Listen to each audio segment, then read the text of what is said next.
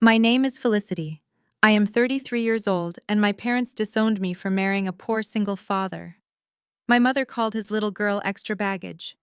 For 8 years, they ignored all of us. Then my husband's company went public. Net worth $51 million. My mother showed up with my sister and a list of demands. My husband read it, then smiled. Perfect, now my lawyer has proof. My mother stopped breathing.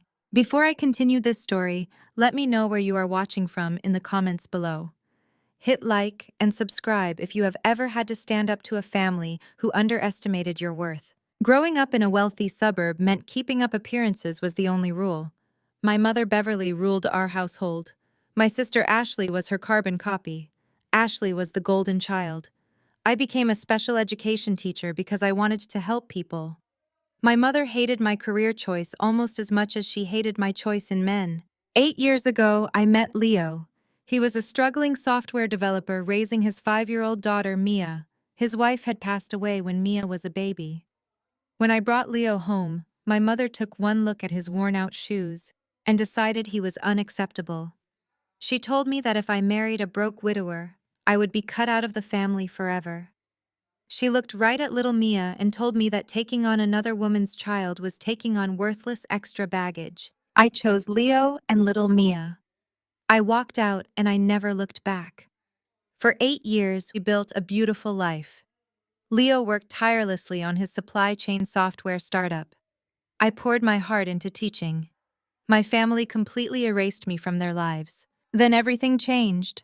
Yesterday, Leo's company officially went public. The initial public offering was a massive success. Forbes published an article listing his net worth at $51 million. It was a surreal moment.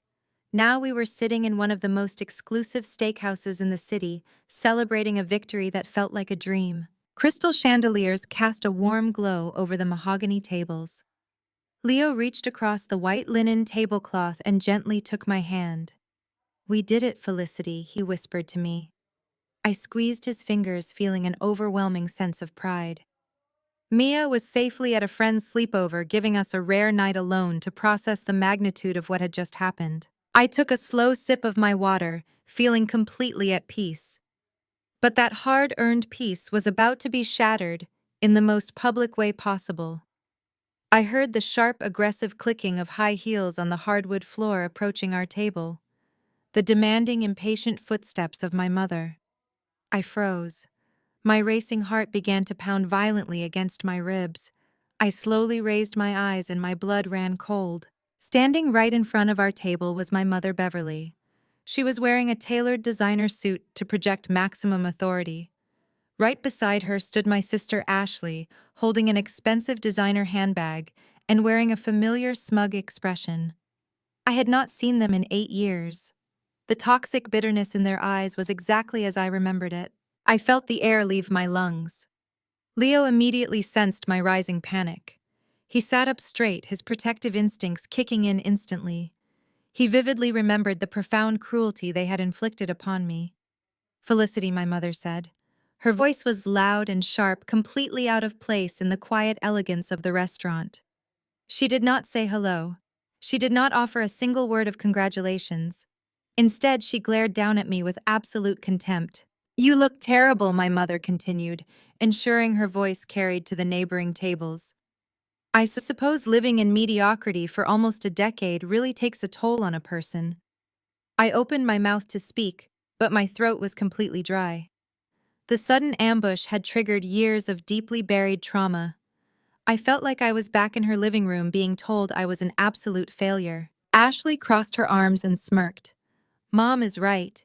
You would think that with all the news going around, you would at least bother to dress appropriately for a nice restaurant.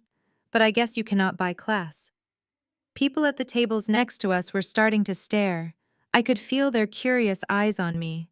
My mother wanted a public spectacle. She wanted to humiliate me. "What are you doing here?" I finally managed to ask. My voice trembled slightly, which only seemed to fuel their immense arrogance. "We are here because you owe us an explanation," my mother demanded. She placed her hands flat on our table, leaning forward aggressively. "You have embarrassed this family for the last time. Do you have any idea how it looks to our friends to see your husband's name in the financial papers while we are kept completely in the dark? You disowned me, I said, trying desperately to keep my voice steady. You told me never to contact you again. Do not use that tone with me, my mother snapped loudly. She pointed a perfectly manicured finger directly at Leo. I told you 8 years ago that marrying this broke widower was the biggest mistake of your life. I told you he was a nobody. Leo remained perfectly calm. He did not raise his voice or break eye contact with her. Beverly, he said smoothly, it is quite a surprise to see you, especially since you made it very clear that my daughter and I were not welcome in your world. My mother scoffed loudly. Oh, please, do not act high and mighty with me just because you got lucky with some computer program. You dragged my daughter down into the mud with you. You forced her to raise another woman's child. The mention of Mia ignited a fierce fire deep inside me. My lingering fear evaporated and was instantly replaced by a fierce protective rage. Do not you dare talk about my daughter, I warned her, leaning forward. Your daughter Ashley laughed cruelly. She is not your daughter Felicity. She is just the baggage he forced you to carry. My mother nodded in agreement. I warned you 8 years ago, Felicity. I told you that taking on that worthless extra baggage was going to ruin your life. And I was right. You have spent your best years struggling and working a pathetic teaching job just to support a child that does not even belong to you. The absolute audacity of her words was staggering. She crashed my private celebration to repeat the exact cruel insults she used to disown me. She wanted to hurt me. She wanted to make me feel incredibly small in front of all these wealthy patrons. But she had gravely miscalculated. I was no longer the frightened young woman desperate for her approval. I was a grown woman who had built a life based on genuine love and hard work. I took a deep, steadying breath, forcing myself to remain seated. My hands were shaking. I looked up at my mother and sister, noting the greedy glint hidden beneath their intense hostility. They had not come here just to insult me. They had tracked us down the very day after Leo's company went public. They were here because of the money. They were here because they thought they could easily bully us into sharing the massive wealth they had absolutely no part in creating. This was never about family to them. It was always about control and social status. Now that Leo had achieved a level of success that surpassed their wildest dreams, they were desperate to assert their dominance. They wanted to tear us down so they could step on us to reach the top. But they had no idea who they were dealing with. Ashley took a deliberate step forward. She moved with that same insufferable entitlement she had perfected since childhood. Without breaking eye contact, she reached into her oversized designer bag and pulled out a thick, cream-colored envelope. She dropped it right onto the center of my plate. The heavy paper landed with a soft thud against the fine china. It was such a disrespectful and calculated gesture. It was designed to tell me that my celebration meant absolutely nothing compared to her presence. I stared down at the envelope. My name was written across the front in my mother's sweeping, elegant handwriting. I felt a familiar knot forming in my stomach. For a fraction of a second, the frightened little girl inside me wanted to push her chair back and run away, but I forced myself to sit still. Go ahead and open it, my mother commanded. Her voice was dripping with a sick kind of satisfaction. We did not come all this way just to look at you. We came to settle a very overdue debt. A debt, I asked. My voice was tight. I do not owe you anything. You made sure of that when you cut me out of your life. My mother let out a sharp, patronizing laugh. Oh, please, Felicity, do not play the victim with me. You embarrassed this family name the day you walked out of our house to play house with a broke widower. You humiliated your father and me in front of our entire social circle. We had to endure years of whispered gossip because our daughter decided to throw away a bright future for a man who could barely afford his own rent. You caused us immense emotional distress, and now it is time to make things right. I was completely stunned by her twisted logic. Emotional distress. She had disowned me. She had called my beautiful stepdaughter worthless. Yet somehow in her mind, she was the one who had suffered. Ashley leaned against the table, her lips curled into a nasty smirk. We saw the Forbes article this morning, Felicity. $51 million. She said the number slowly as if tasting it. That is quite a windfall.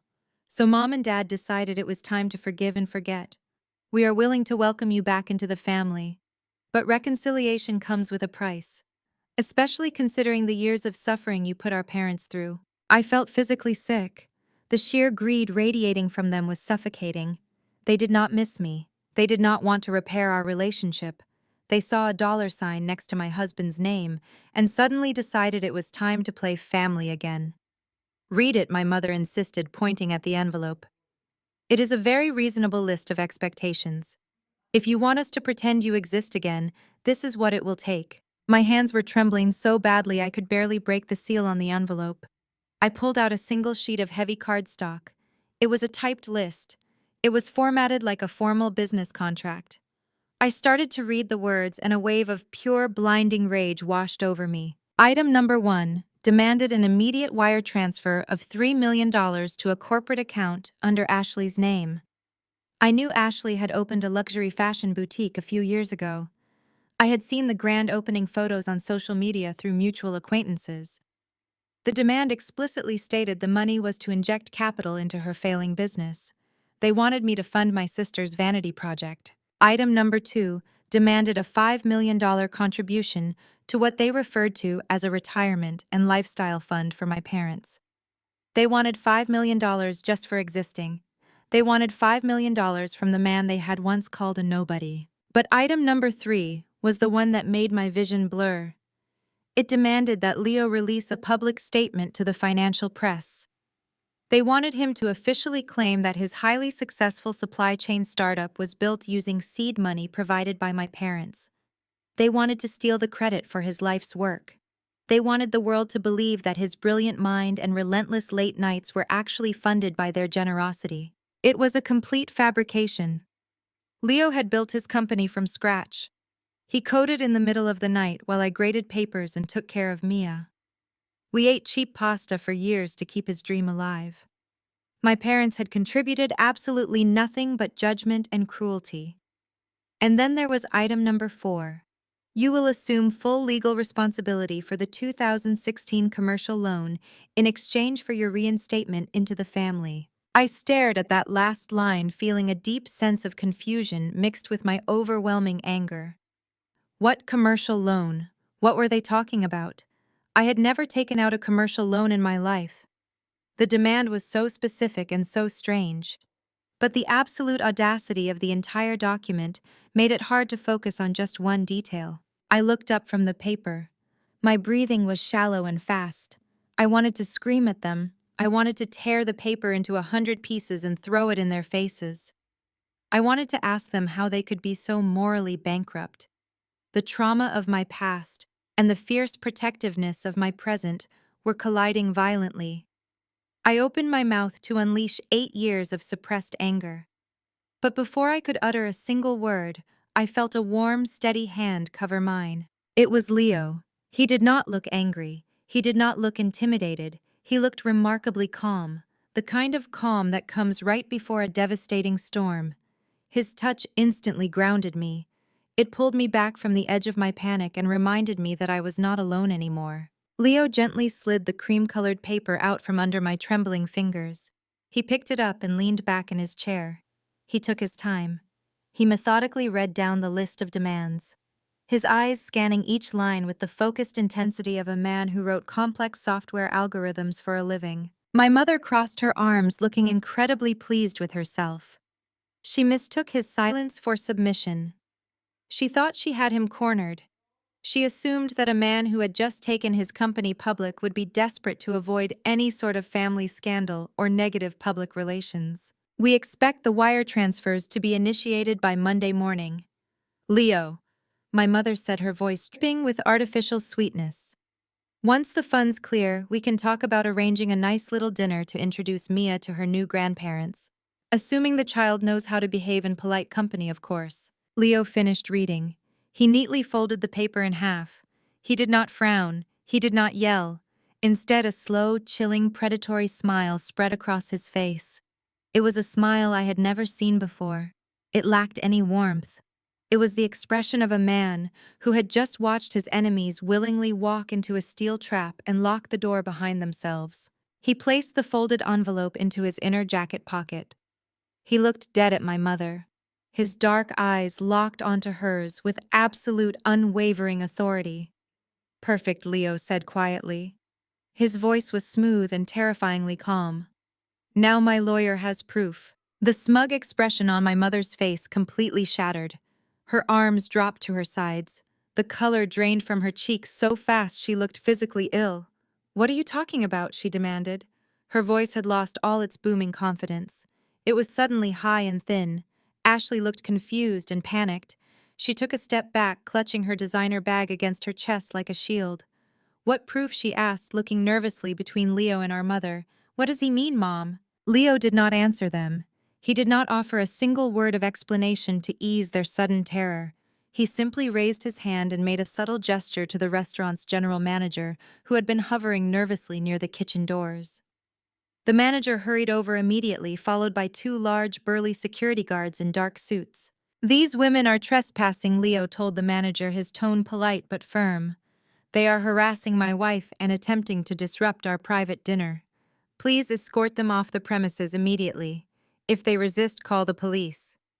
My mother gasped. Her mouth opened in shock. "You cannot do this to me," she sputtered. "I am her mother. We are family." "You stopped being her family 8 years ago," Beverly Leo replied coldly. "Now you are just a liability, and I highly suggest you enjoy your weekend, because come Monday morning, you are going to need a very good defense attorney." The security guards stepped forward, positioning themselves on either side of my mother and sister. "Mom," one of the guards said sternly, "it is time to leave. Please step toward the exit." Ashley looked absolutely terrified. "Mom, what did you do?" she hissed, as the guards began to herd them away from our table. "What is he talking about?" My mother could not speak. She stumbled backward, her eyes wide with mounting dread. She stared at Leo as if she was finally realizing that the man she had called a nobody was actually the one holding all the power. The guards ushered them quickly and quietly through the dining room and out the heavy glass doors of the restaurant. I sat there in the sudden quiet, my heart still racing. The adrenaline was slowly fading, leaving behind a chaotic swirl of questions. The restaurant patrons who had been watching the drama unfold slowly went back to their meals, though I could still feel their lingering glances. I turned to my husband. His chilling smile was gone, replaced by the warm, loving expression I knew so well. He reached across the table and took both of my hands in his. "Leo," I whispered. My voice was shaky. "What just happened? What did you mean by proof? What does your lawyer have proof of?" Leo took a deep breath. His eyes grew incredibly serious. He looked at me with a mixture of deep sorrow and fierce determination. "They did not just come here to extort us, Felicity," he said quietly. "They came here because they are desperate. They are trying to cover up a federal crime. And your mother just handed me the written confession we needed to put them behind bars." I sat frozen, trying to process what my husband had just said. Federal crimes. Hearing Leo say those words shifted the ground beneath my feet. This was something entirely different and profoundly dangerous. "We need to leave," Leo said gently. His voice carried an undeniable urgency. "We need to go home where it is secure. I will show you everything Bradley found." I nodded numbly, letting him guide me out of the steakhouse. The crisp night air did little to clear my racing thoughts. The ride back to our condominium was silent. I watched the city lights blur past the tinted windows of our car, my mind cycling endlessly through the bizarre final demand about assuming legal responsibility for a commercial loan. When we finally stepped into the private elevator that led to our penthouse, I felt a slight wave of relief. The heavy steel doors slid shut, securing us in a quiet, protected space. The elevator ascended smoothly, bringing us to the top floor. I dropped my evening bag onto the entryway console and immediately began pacing the length of the living room. The adrenaline that had spiked during the confrontation with my mother and sister was now wearing off, leaving behind a deep, gnawing anxiety. "What did you mean, Leo?" I asked, my voice echoing slightly in the large open space. "You said they committed federal crimes. You said they are desperate. What does your corporate attorney have to do with my family? They have not spoken to me in 8 years. How could Bradley possibly have any proof of anything they have done?" Leo retrieved his encrypted work laptop and carried it to the large kitchen island, gesturing for me to sit down. His demeanor was purely analytical, now shifting from a protective husband into the sharp, meticulous tech founder preparing for a board meeting. Felicity, he began, waiting for the security protocols to clear. Taking a company public requires absolute total transparency. The Securities and Exchange Commission investigates the founders, the key executives, and anyone closely tied to the financial foundation of the business. Because we are married, it includes your financial history as well. I sat down feeling a sudden chill. My financial history was incredibly simple. I paid my student loans on time. I had never done anything even remotely questionable. My credit is perfect, I said defensively. I have never missed a payment on anything. I know, Leo replied, his tone softening with reassurance. Your financial discipline is exactly why this stood out so glaringly. 6 months ago, when Bradley and the auditing firm were conducting the deep dive into our backgrounds, they flagged a massive anomaly attached directly to your social security number. He turned the laptop screen toward me. On the bright display was a highly detailed legal dossier, dense with financial jargon, banking logos, and official government seals. What am I looking at? I asked, a sense of dread pooling in my stomach. You are looking at a commercial loan application from the Small Business Administration, Leo explained, pointing to a specific block of text. This loan was finalized and dispersed exactly 8 years ago. It happened mere weeks after your mother and father disowned you and kicked you out of their lives. I stared at the screen, trying to comprehend his words. 8 years ago, I was entirely focused on surviving. I was navigating the heartbreak of losing my family, while simultaneously trying to build a safe, loving environment for little Mia. I was working long hours at the school and living on a tight budget. I certainly was not applying for business funding. I never applied for a loan, I stated firmly, shaking my head.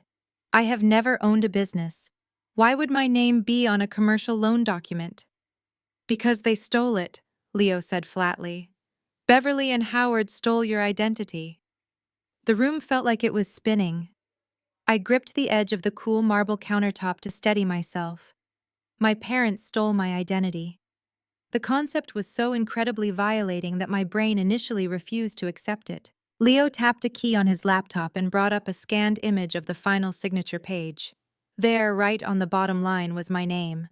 The signature looked remarkably like mine, capturing the specific loops and curves I had used since high school. But I knew with absolute certainty that my hand had never touched that piece of paper. Your parents had access to all of your personal information. Leo continued, his voice tight with suppressed anger. They had your social security number, your birth certificate, and your entire financial history. To a bank, you were the perfect candidate for a premium interest rate. How much, I whispered, my throat suddenly incredibly dry. How much money did they take out in my name? Leo scrolled down to the disbursement summary. $2.5 million. I stopped breathing. $2.5 million. It was a staggering amount of money. It was wealth I could not even fathom having access to, let alone borrowing from the federal government. My parents had forged my signature to secure a massive commercial loan, making me entirely legally responsible for the debt without my knowledge or consent. They committed federal identity theft and bank fraud, Leo explained. Bradley found the anomaly and immediately initiated a quiet internal investigation. He pulled the original filing documents through his banking contacts. Someone physically sat in a bank office and pretended to be you to sign the final paperwork. It was undeniably your mother and father orchestrating the entire scheme. I felt completely sick to my stomach. The betrayal was so profound and calculated that it took my breath away. They saw my clean financial slate as an asset they could exploit once I was no longer around to monitor my own credit reports. But how did they hide it from me for 8 years? I asked, my mind racing through the logistics. Why did I never see a single statement? Why did it never show up when we bought this condo? They were meticulous, Leo said. They established a secondary mailing address routing all official correspondence to a private box they controlled. Because the debt was being serviced perfectly, it never triggered a negative alert on your standard credit reports. It only surfaced when the federal auditors dug into the deep commercial registries required for my public offering. I pressed my hands against my temples, trying to stop the pounding ache behind my eyes. They stole my identity to borrow $2.5 million. But why? My father's logistics company was always successful. Why would they risk federal prison when they already had money? Leo's expression darkened further. He reached out and gently rubbed my arm, offering a silent current of support before delivering the next piece of devastating information. Because their logistics business was already heavily leveraged, Leo explained. They needed liquid cash fast and could not use their own names without triggering their existing creditors. They needed a clean slate to fund an extremely expensive new venture and knew you would never find out. I looked at the digital dossier on the screen. The pieces of the puzzle were starting to align, forming a picture that was both pathetic and infuriating. My parents had risked everything, committed severe federal felonies, and jeopardized my entire future. They bought Ashley's failing luxury boutique, Leo said with absolute unyielding disgust. I stared at him, letting the sheer magnitude of that statement wash over me. Ashley's boutique. The pieces clicked together with sickening clarity. For the last 8 years I had watched from afar, as my sister paraded her supposed success all over social media. She had posted endless photos of champagne toasts at her grand opening. She posed in front of racks of imported silk dresses and custom marble display counters. My mother had constantly shared articles from local lifestyle magazines praising Ashley as a brilliant young entrepreneur. They had painted a picture of a glamorous, thriving business built on old money and high society connections. But it was all a complete fabrication. Every single imported dress and every drop of expensive champagne had been purchased using my stolen name. They had financed her entire fake reality by chaining a massive federal debt to my future without my knowledge. It makes perfect sense now, Leo continued. He reached out and gently closed the laptop screen, giving me his full attention. Ashley has absolutely zero business acumen. She knows how to spend money, but she has no idea how to generate revenue or manage a supply chain. Her luxury boutique has been bleeding cash since the day it opened. They have been artificially keeping it afloat by taking out secondary high-interest loans to cover the minimum payments on the primary federal loan. But that house of cards is finally collapsing. The boutique is officially hemorrhaging money. They have missed the last 3 payments on the $2.5 million debt. What happens when you miss those payments? I asked. My voice sounded hollow in the quiet penthouse. I had always been so careful with my own finances that the mechanics of a multi-million-dollar default were entirely foreign to me. The bank prepares to audit the original loan documents, Leo explained, his dark eyes locking onto mine. When a commercial loan of this size enters default, the federal backers step in. They do not just write off $2.5 million. They initiate a comprehensive forensic audit. They will demand to see the original physical signatures. They will demand to sit down with the named borrower to discuss asset liquidation. And that named borrower is supposed to be you. Once the bank auditors demand an in-person meeting with you, the entire fraudulent scheme will be instantly exposed. My heart pounded painfully against my ribs as the reality of their situation fully materialized. They were not just greedy, they were absolutely terrified. My parents and my sister were staring down the barrel of imminent bankruptcy and federal fraud charges.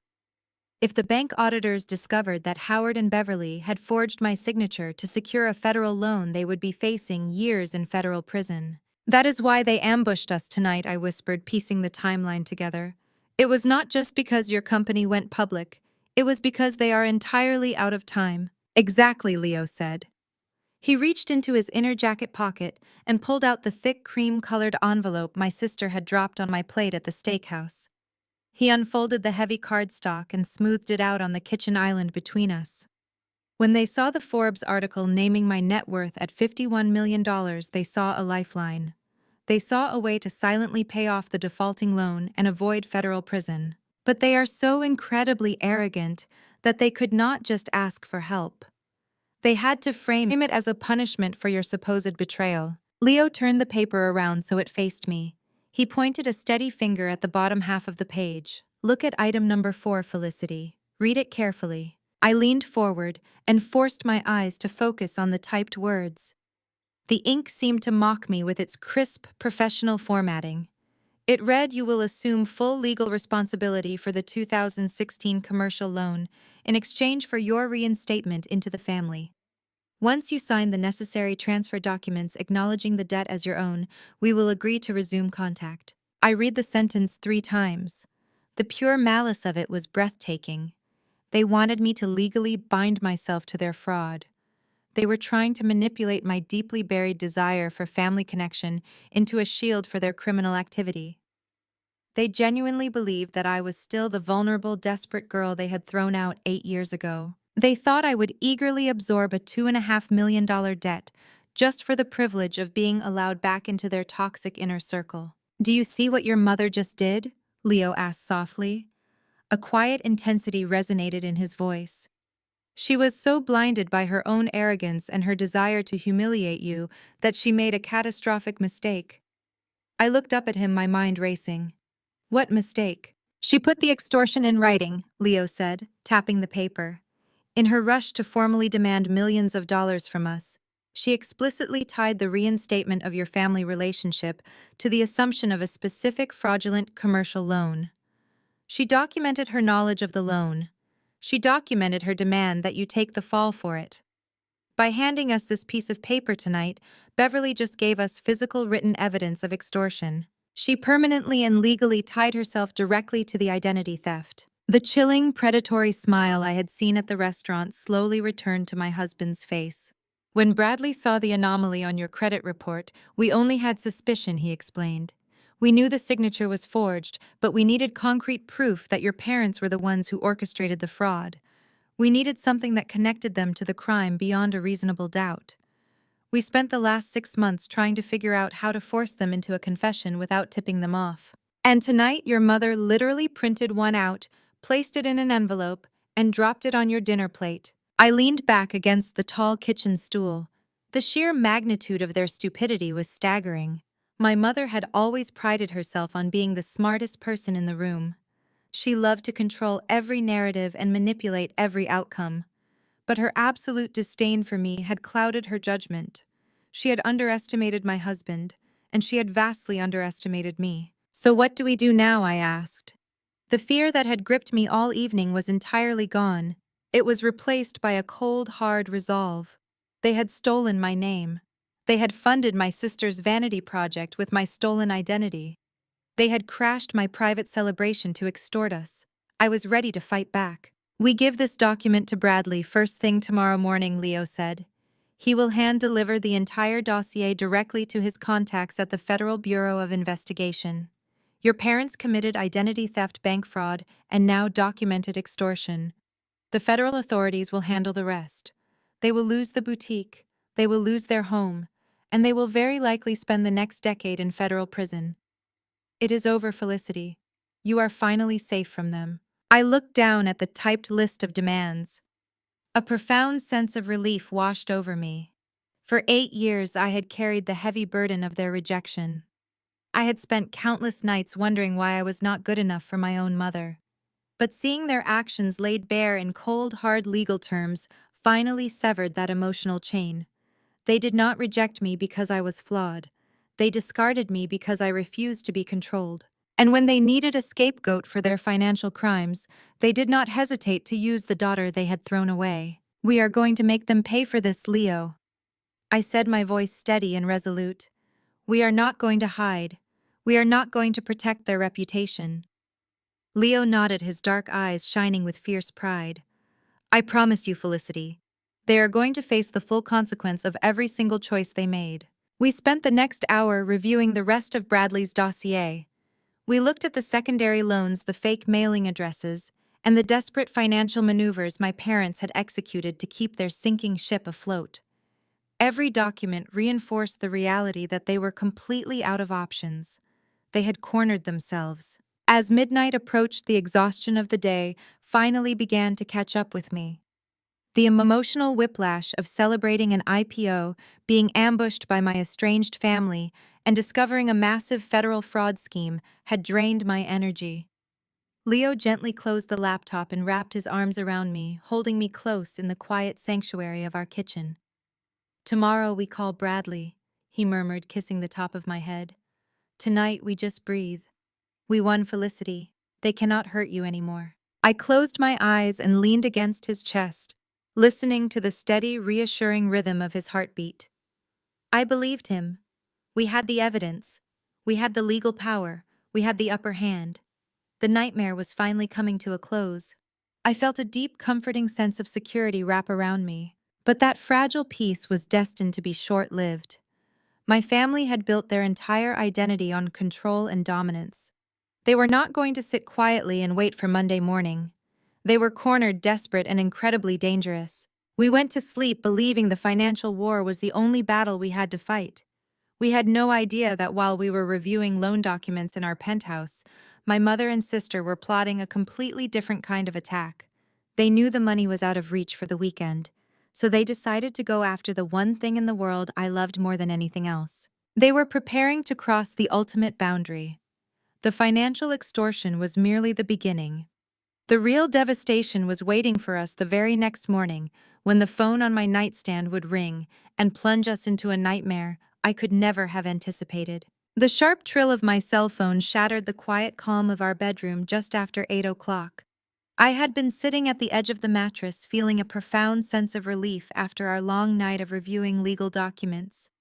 Leo was in the kitchen pouring our morning coffee and preparing to call Bradley. We had just sent Mia off to her private middle school with a packed lunch and a bright smile. She was 13 years old now, thriving and completely unaware of the dark storm gathering around our family. I reached across the nightstand and picked up my phone.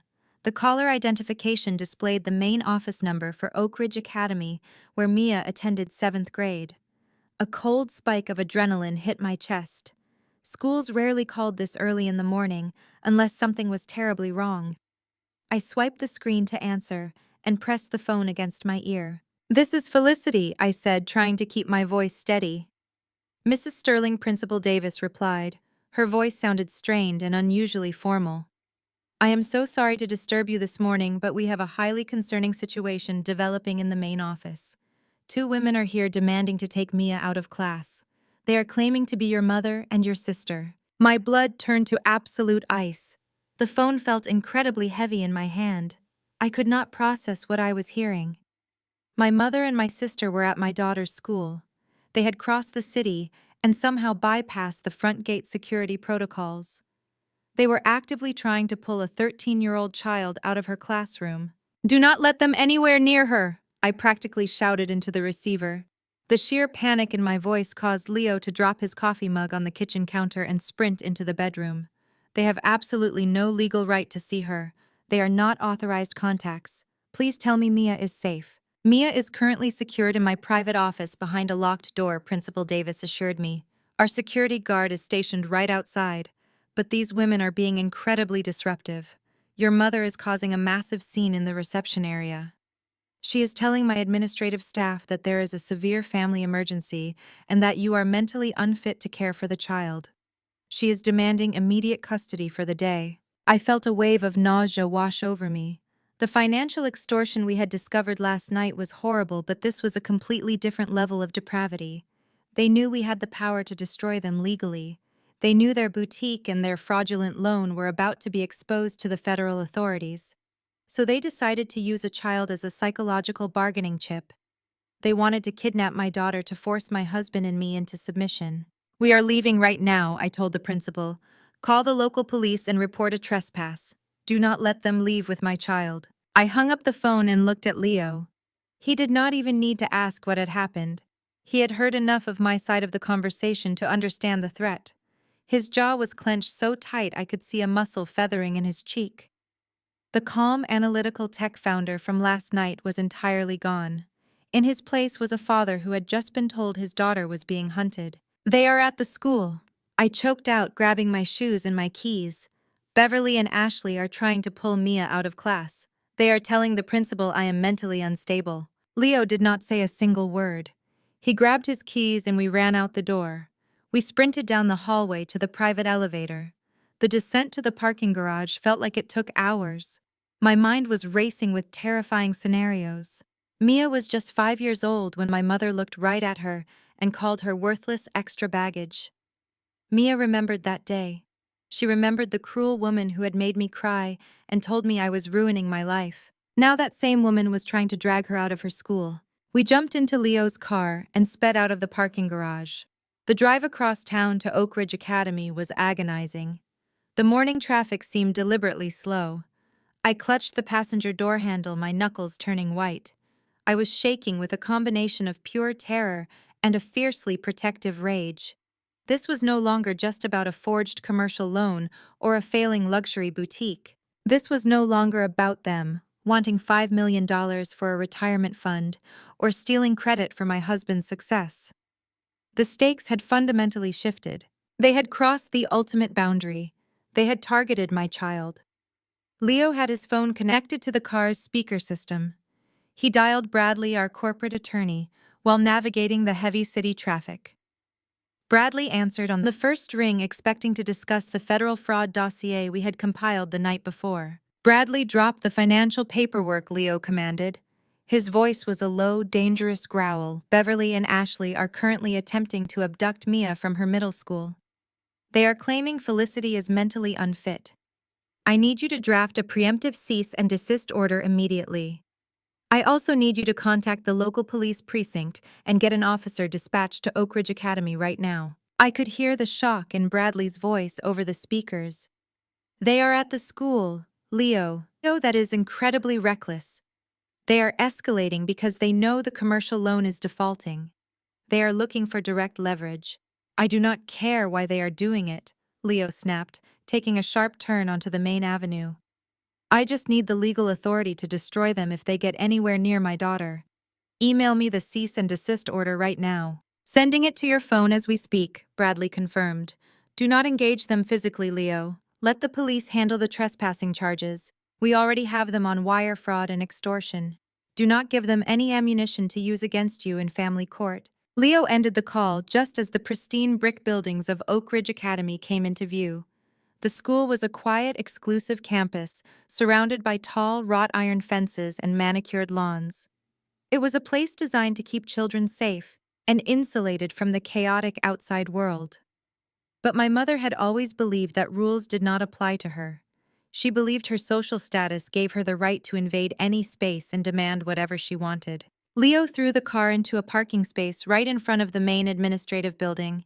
He barely put the vehicle in park before I was throwing my door open and sprinting up the concrete steps. The heavy wooden double doors of the main office were propped open. Even from the outside courtyard, I could hear my mother's voice echoing through the quiet halls. It was loud, demanding, and dripping with that familiar toxic entitlement. She was putting on a theatrical performance for the school staff, playing the role of a desperate, concerned grandmother. You have no idea the kind of environment that poor girl is living in, my mother was shouting. Her voice carried easily out into the hallway. My daughter Felicity has a documented history of severe emotional instability. Her husband Leo is a financial predator who manipulates people for a living. We have temporary emergency custody paperwork being filed right now. You need to bring Mia out here immediately before they do something drastic. The sheer audacity of her lies made my blood boil. She was weaponizing my 8 years of silence against me. Because I had chosen to walk away and build a peaceful life without them, she felt empowered to fill that void with her own malicious narrative. She thought that because she was wearing a designer suit and carrying an expensive handbag, the school administration would simply bow to her authority and hand over my child. I marched through the front doors with Leo right beside me. My heart was pounding so hard I could feel it in my throat, but I was no longer afraid. The frightened young woman who used to cower under Beverly's constant criticism was dead. In her place was a mother who was about to scorch the earth to protect her family. We entered the main reception area. The scene was chaotic. 2 administrative assistants were standing behind the front desk, looking incredibly distressed. Ashley was leaning against the counter, aggressively tapping her manicured nails on the polished wood. My mother was standing right in the center of the room, waving her hands dramatically as she continued to weave her web of absolute lies to the school principal, who stood firm, blocking the hallway that led to her private office. The air in the room was thick with tension. Then my mother turned around and saw us standing in the doorway. The smug, theatrical expression on my mother's face vanished for a fraction of a second. She blinked her eyes, darting between Leo and me, as if trying to calculate how we had arrived so quickly. But Beverly never broke character for long. She immediately grabbed her chest and let out a dramatic gasp, stepping closer to Principal Davis. "Look at them," she cried, pointing a trembling finger in our direction. "Felicity is completely mentally unstable, and Leo is a financial predator. They are keeping us from our beloved granddaughter. This is exactly the kind of volatile environment I was telling you about. You must protect my granddaughter. She is not safe with these people. They are completely unhinged, and I am truly terrified right now." I did not yell. I did not run toward her. I walked across the reception area with a slow, measured pace. Leo stayed right at my side, a silent, imposing wall of support. As I passed Ashley, she instinctively took a step back. I stopped precisely 3 feet away from my mother, placing myself directly between her and the hallway that led to the principal's private office. Through the glass, I could see Mia cowering in the corner, terrified of the woman she remembered calling her extra baggage. I looked at the security guard stationed by the hallway entrance.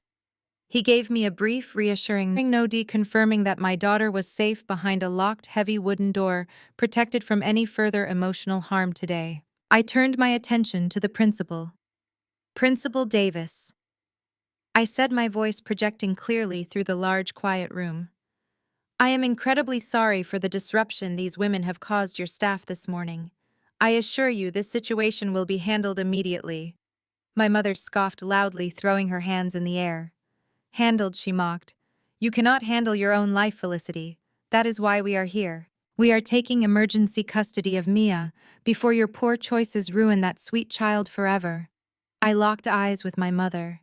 All the residual fear, the decades of conditioning that told me to bow my head and seek her approval, completely evaporated. I felt a cold, absolute certainty settle over my entire tense body. "You do not get to use her name," I said quietly, but with a force that made the administrative assistant stop typing. "You do not get to pretend you care about a child you threw away." "I am her grandmother," my mother protested, her voice rising to an artificial pitch of distress. "I have a legal right to protect my family." "You surrendered any right to that title on October 12th, 8 years ago," I stated, enunciating every single word so the entire room could hear. "It was a Tuesday afternoon. You stood in the entryway of our old apartment, looked directly at a frightened 5-year-old girl and called her worthless extra baggage. You told me that I was dead to you right then." My mother's mouth opened, but no sound came out. The sheer precision of my memory had caught her off guard.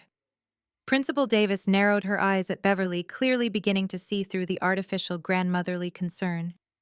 "People say things they do not mean when they are emotional," my mother stammered, trying to recover her footing. "We were just trying to guide you, and now we are willing to forgive you. We are trying to bring our family back together. You are here because you are facing imminent federal fraud charges and bankruptcy," I replied, my voice slicing through the heavy air. "You are here because your fake luxury boutique is defaulting on a stolen $2.5 million commercial loan from a bank. You bypassed the security gates of a middle school to use a terrified 13-year-old girl as leverage to extort us." Ashley let out a sharp, panicked gasp. "Mom," she whispered, frantically grabbing our mother's sleeve. "They know everything. We need to leave right now." But Beverly was too stubborn and too arrogant to retreat. She shook Ashley off and stood taller, puffing out her chest. "That is an absolute lie," she declared, looking at the principal. "She is delusional. This is exactly the mental instability I was talking about. She is making up wild stories to cover up her own failures." Leo stepped forward, ending the debate. He reached into his leather briefcase and pulled out a thick envelope to hand it over. He handed it directly to the principal. "Principal Davis," Leo said, his tone carrying the weight of a man accustomed to commanding boardrooms. "I apologize again for this intrusion.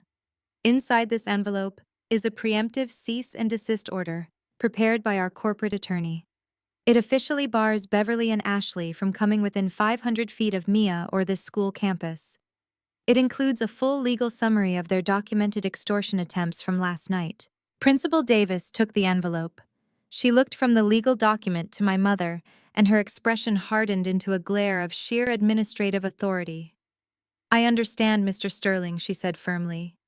We take the safety of our students very seriously on this campus. I have already contacted the local authorities regarding a trespass. As if summoned by her words, the heavy double doors of the administration building swung open.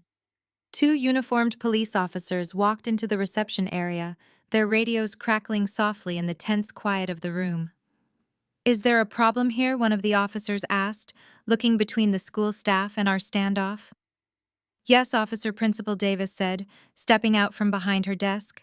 These two women bypassed our security protocols and are trespassing on private school property. They are harassing our students' parents and refusing to leave. I want them removed from the campus immediately. My mother's eyes widened in genuine horror. She looked at the two police officers now standing right there. Suddenly, the reality of the situation crashed down on her. The wealthy socialite facade crumbled entirely. You cannot do this, she said, her voice trembling as an officer approached her. I am Beverly. I am an upstanding member of this community. Ma'am, the officer said sternly, gesturing toward the exit. You need to step outside right now. If you refuse to comply, we will place you under arrest for criminal trespassing and disorderly conduct. Ashley grabbed her designer handbag, her face pale with absolute terror. Mom, come on, she pleaded, tugging urgently at Beverly's arm. Please do not let them arrest us. The second officer stepped toward Ashley, placing a firm hand on the glass door to hold it wide open for them to exit. Let us go, ladies. Do not make this harder than it needs to be. My mother stumbled backward, completely humiliated. The administrative assistants were openly staring at her. Her pristine reputation was being dismantled in a public lobby. As the officers began to march them toward the exit, Ashley suddenly stopped. The fear on my sister's face twisted into something incredibly ugly and vicious. She realized they were not leaving with Mia and they were not getting their money. Cornered and desperate, Ashley lashed out. You think you won, she screamed, her voice echoing off the walls. We are going to launch a public relations nightmare to completely destroy Leo's newly public company stock if you do not pay us. Dad contacted a reporter today. Ashley's threat was not empty. By the time Leo and I reached the penthouse, my phone was vibrating so violently across the kitchen counter that it sounded like an alarm. Notifications stacked over one another. A financial tabloid had published an exclusive interview with my father, and the headline was engineered to cause maximum damage. Howard Sterling claims tech founder stole family algorithm. Beneath it was a photograph of Leo taken from the IPO coverage and an older picture of my father standing inside his logistics warehouse, creating the false impression that the two men had once worked together. I opened the article with shaking hands. Howard described Leo as an opportunist who had gained access to confidential routing models while dating me. He claimed the core architecture of Leo's supply chain platform had been developed inside the Sterling family business years earlier. Every sentence was a lie, but it had been written with enough technical language to sound credible to readers who did not understand software. My father even invented private meetings, fake prototype demonstrations, and a supposed promise that Leo would compensate the family after the company became profitable. Leo stood beside the kitchen island, reading over my shoulder. His face remained controlled, but I could see the anger in the rigid line of his jaw. The article did not simply attack his reputation. It rewrote the years he had spent building the platform alone at our dining room table. It erased the nights he slept beside a laptop, the rejected investor meetings, the personal debt, and the sacrifices we made while raising Mia. My family had contributed nothing to that work, yet now Howard was publicly claiming ownership because he believed fear would make us pay. The first market alert arrived less than 10 minutes later. Leo's newly listed stock had dropped 4%, then 6, then 9. Commentators on a financial news channel began repeating the tabloid allegations while admitting they had not verified them. A scrolling banner asked whether the company faced an intellectual property crisis. The accusation was spreading faster than any correction could possibly travel. Leo's chief financial officer called first. He had already received questions from major institutional investors demanding proof that every patent and development log belonged solely to Leo's company. The general counsel called next. Two shareholders were threatening to pause additional purchases until the board issued a formal response. Then the chairman of the board requested an emergency video meeting within 30 minutes. We moved into Leo's home office, the large monitor filled with the tense faces of directors, lawyers, and public relations advisors. Nobody accused Leo of wrongdoing, but their fear was obvious. The company had been public for barely 2 days. Investors had no history of stability to rely on, and even a ridiculous rumor could trigger a wave of automated selling. Leo shared archived development records, dated source code, patent applications, cloud backups, and investor presentations created years before Howard claimed to have shown him any family technology. The evidence was overwhelming. Yet the board's crisis advisor warned that truth alone would not stop the immediate damage. The market reacted to uncertainty, and Howard had created exactly enough uncertainty to frighten people. One director asked whether Leo had ever entered the Sterling Logistics offices. Leo answered truthfully that he had attended one uncomfortable family dinner 8 years earlier and had never been invited into Howard's business. Another director asked whether my father possessed any technical expertise. I said Howard could barely attach a document to an email without assistance. A few people almost smiled, but the stock tracker in the corner of the screen kept falling. The chairman finally spoke. He told Leo the board supported him, but support had limits when billions of dollars in future valuation were at risk. If the allegations remained unresolved, the company might have to appoint an interim spokesperson, delay pending contracts, and consider whether Leo should temporarily step away from public duties. He did not threaten to remove my husband outright, but the implication was unmistakable. My father had found the one pressure point capable of hurting thousands of employees, investors, and customers at once. After the call ended, Leo remained seated in silence. His company was not just a source of wealth, it was his life's work and the foundation of security he had promised Mia after losing her mother. Watching strangers question his integrity was painful enough. Knowing my family had manufactured the crisis to force an $8 million payment filled me with a rage so cold it sharpened every thought. The public relations team issued a carefully worded denial supported by patent dates and independent audit records. It slowed the fall but did not reverse it. Howard immediately gave a second statement, claiming Leo's documents had been fabricated after the fact. Beverly shared the article through her social circle and wrote that painful family truths were finally coming to light. Ashley reposted it from the boutique's account with a message about stolen legacies and arrogant outsiders. Their coordination revealed the strategy. Howard supplied the accusation. Beverly converted it into social respectability. Ashley amplified it to customers and local influencers.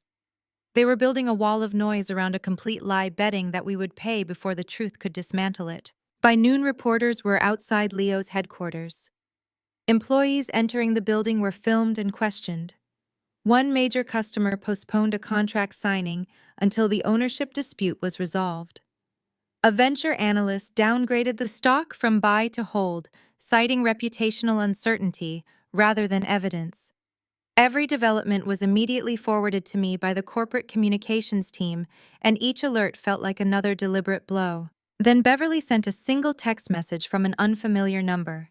"Pay the list and Howard will correct the story." The message vanished from the screen because the sender had used an encrypted service, but I captured a screenshot before it disappeared. That sentence removed any remaining doubt. The smear campaign was not an emotional outburst. It was a calculated act of corporate sabotage designed to support their extortion. I showed the screenshot to Leo. He did not curse or raise his voice. He simply forwarded it to Bradley and requested an immediate meeting. Less than 2 hours after the tabloid story appeared, we entered the secure conference room at Bradley's law firm, carrying the written demand letter, the screenshot, the forged loan dossier, and a live record of the damage my family had caused. They believed the collapsing stock price would drive us to surrender. Instead, every new attack was giving our lawyer another piece of the weapon that would destroy them. Before we left, Leo called Mia's school to confirm she was protected by the security instructions. Hearing that she was safely in class steadied us, but it clarified the scale of the threat. My parents were willing to damage a public company, frighten employees, and manipulate the market simply to hide the crime committed in my name. This was no longer a private family dispute that could be settled with an apology or a check. Their lies were affecting retirement accounts, salaries, contracts, and ordinary people who trusted Leo's leadership. I watched him send a message to every employee promising transparency and refusing to abandon them. The response filled his screen with support. My family had mistaken responsibility for weakness. They were about to learn that Leo's loyalty made him far more dangerous than greed ever could. The sleek glass walls of the law firm offered a panoramic view of the city, but my entire focus was on the thick legal files spread across the polished mahogany table. Bradley was a sharp, meticulous man who moved with calm precision. First things first, he said, sliding a certified document toward me. The permanent restraining order is active. A judge signed off on it an hour ago based on the police report from the school and the documentation of their extortion attempt. Beverly and Ashley are legally barred from coming anywhere near Mia, your home, or Oak Ridge Academy. The relief that washed over me was so profound it brought tears to my eyes. The terrifying image of my mother manipulating her way into my daughter's life dissolved. I let out a long breath. I felt like I had been holding since the school called. Mia is safe, I whispered, touching the cold paper. She is completely safe, Bradley confirmed, adjusting his glasses. The school administration has the order and local authorities have been notified. If your mother or sister steps within 500 feet of that child, they will be arrested immediately. That handles the personal threat. But now we need to address the corporate crisis your father just ignited.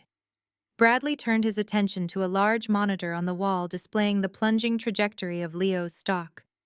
The situation is critical, Leo, he said, his tone turning grave. Your father's claims are entirely baseless, but they hit the market at the worst possible moment. Investors are skittish. The board is demanding a public response, but simply denying the allegations in a press release will not satisfy the shareholders. They want concrete proof that the intellectual property belongs solely to you. I can prove I built the algorithm from scratch, Leo said, his voice tight with frustration. I have years of development logs, original source code, and patent filings. We can sue Howard for defamation and prove without a shadow of a doubt that he is lying. You absolutely have grounds for a massive defamation lawsuit, Bradley agreed. And we will file it. But here is the brutal reality of the legal system. A drawn-out defamation lawsuit will take months, maybe even years, to reach a verdict.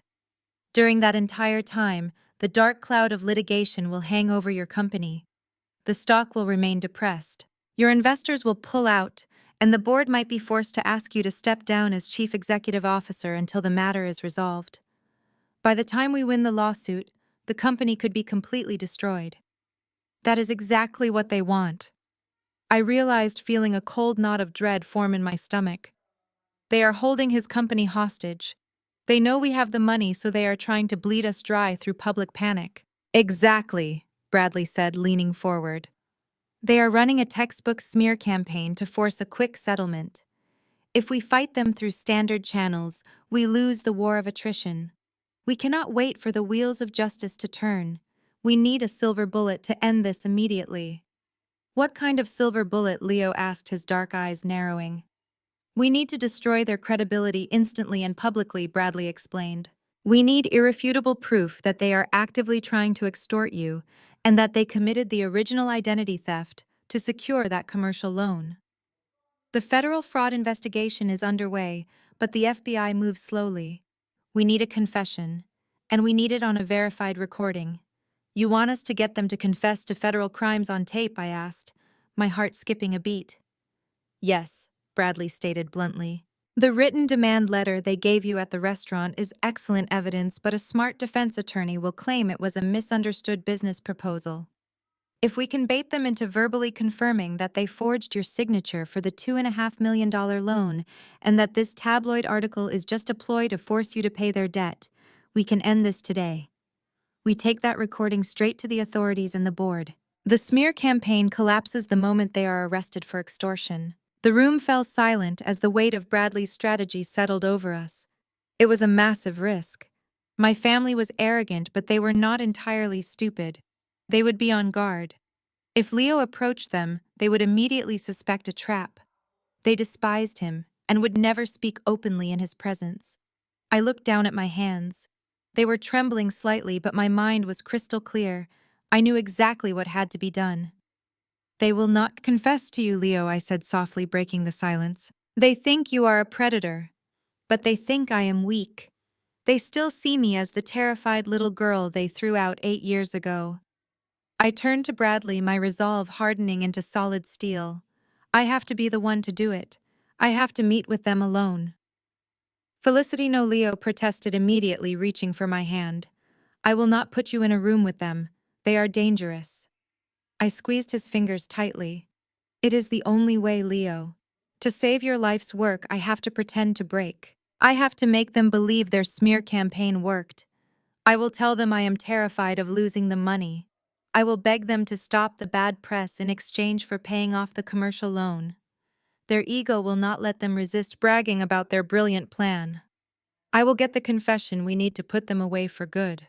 I know exactly how to manipulate their overwhelming sense of superiority and absolute belief in their own false narrative. They will never be able to resist taking a victory lap right to my face. I will record every single word they say today. Bradley did not accept my decision casually. He made Leo and me walk through every risk before he agreed to proceed. My family could search me, change the location, refuse to discuss the loan, or attempt another attack against Mia. We established limits. I would never enter a vehicle with them, surrender my phone, consume an unattended drink, or remain in any room without a monitored exit. A security team would stay close enough to intervene, while plainclothes officers would wait outside the venue once federal authorities approved the operation. Bradley also warned me not to lead them with details they had never stated themselves. I could ask whether signing would protect the forged loan, but they had to confirm the forgery, the amount, and the purpose in their own words. The same rule applied to Howard's tabloid lie. A clean confession required their voluntary explanation, not a speech I placed in their mouths. Leo hated the plan. I saw it in the way he held my hand, as though letting go might place me beyond his protection. But he also understood that my knowledge of Beverly's ego was the advantage no investigator could reproduce. She needed to hear me beg. Howard needed to lecture me. Ashley needed to celebrate my defeat. Their hunger for superiority would make silence impossible. When the safeguards were settled, I looked at Bradley and gave a final nod. We were not improvising revenge. We were building admissible proof. I pulled my cell phone from my purse and placed it on the polished mahogany table in front of me. The sleek device felt heavier than a brick. Bradley and Leo sat in absolute silence, watching my every move. They understood the psychological toll this required. I had worked tirelessly to build a fortress of complete independence and worth. I had fought to silence the critical voice in my head that sounded exactly like my mother. Now, I had to voluntarily invite that voice back in. I had to lower my drawbridge and pretend to surrender. I opened my messaging application and navigated to my blocked contacts list. My thumb hovered over Beverly Adams. With a sharp intake of breath, I unblocked her number and opened a blank text message thread. The cursor blinked rhythmically against the bright white screen. It felt like a ticking clock. I needed to craft a message that would completely bypass her suspicion. The bait had to be wrapped in the one thing my mother found absolutely irresistible, which was my total submission. I started typing. My fingers moved slowly at first, then gained speed as I channeled the terrified, desperate young woman she expected me to be.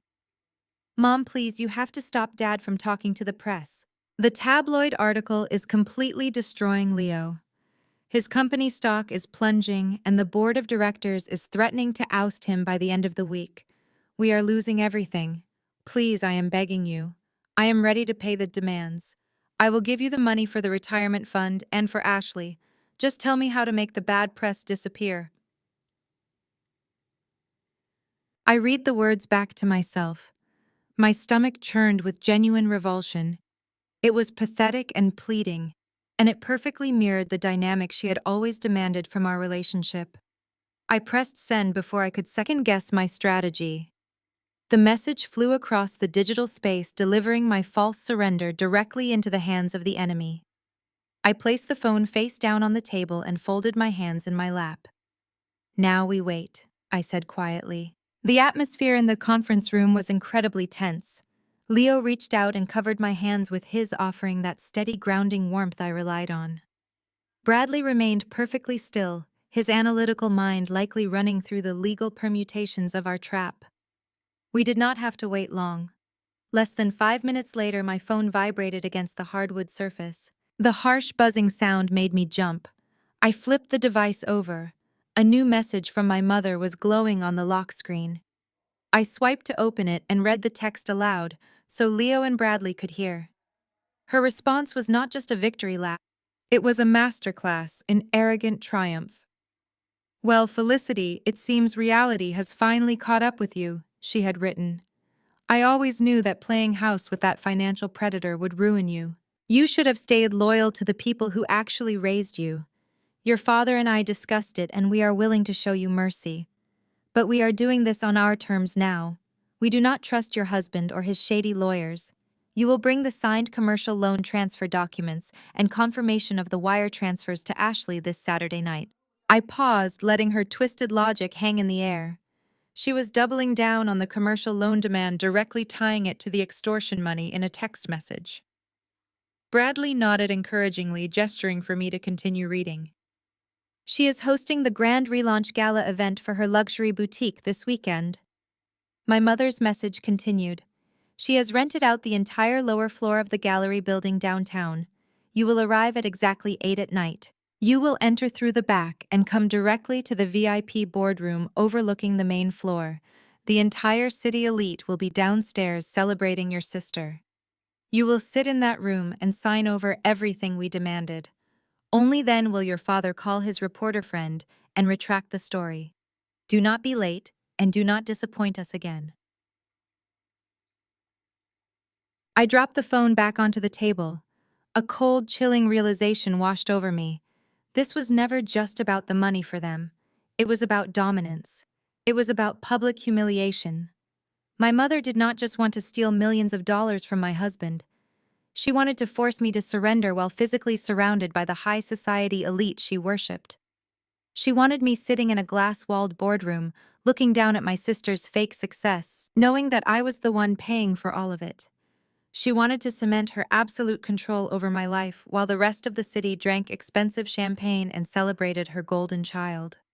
It was a sickening display of narcissism, but it was also exactly the kind of theatrical spectacle that would be their ultimate undoing. Leo let out a low, humorless laugh. He picked up my phone and read the message for himself. His dark eyes locked onto the specific details of her demand. "The VIP boardroom at the gallery building," he said, his voice laced with a dangerous calm. "I know that venue.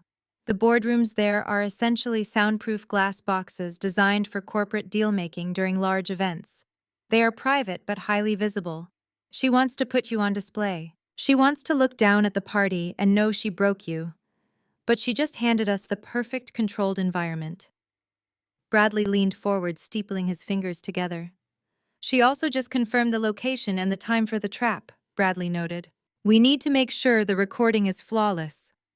Bradley continued, his tone shifting into pure legal strategy. "A standard cell phone recording in a pocket might be muffled by the music from the gala downstairs. We cannot risk losing a single syllable of their confession. I will arrange for a private security contractor to outfit you with a professional-grade hidden microphone. It will transmit a crystal-clear audio feed directly to a receiver that Leo and I will monitor from a secure vehicle parked outside the venue. We will hear everything they say in real time. Once they explicitly admit to forging your signature on the $2.5 million commercial loan and demand the extortion money to stop the tabloid smear campaign, we will have everything we need to destroy them. This is our one shot to end this nightmare permanently," Leo added, his gaze returning to the bright screen of my phone. "If we execute this plan perfectly, they will never be able to threaten or hurt anyone in this family again." I looked at the text message one last time. The fear that had briefly returned was now entirely replaced by a fierce, unyielding determination.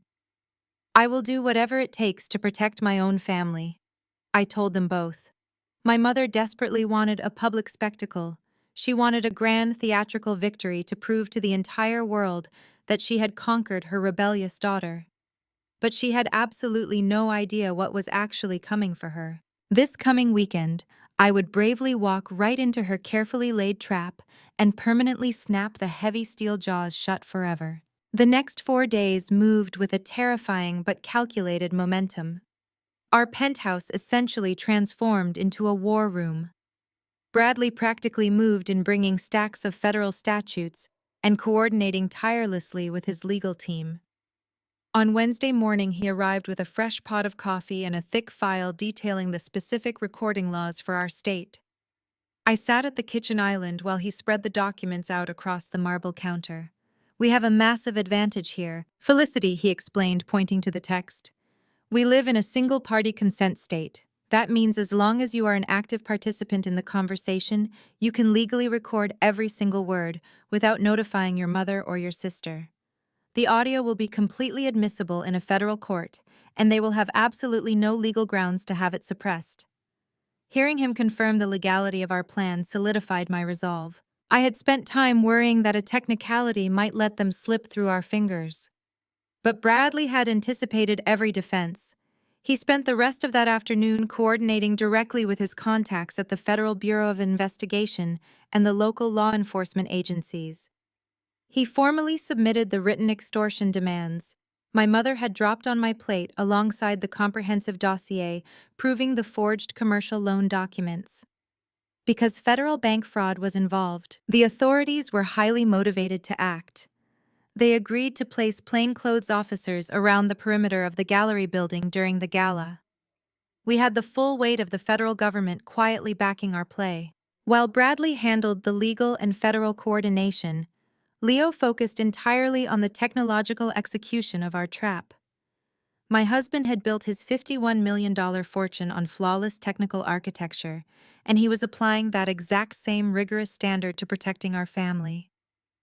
On Thursday evening, he brought home a sleek black titanium case containing state-of-the-art audio surveillance equipment. This was not the bulky wire you see in old police movies. It was incredibly advanced. Leo opened the case and carefully lifted out a tiny microphone no larger than a grain of rice.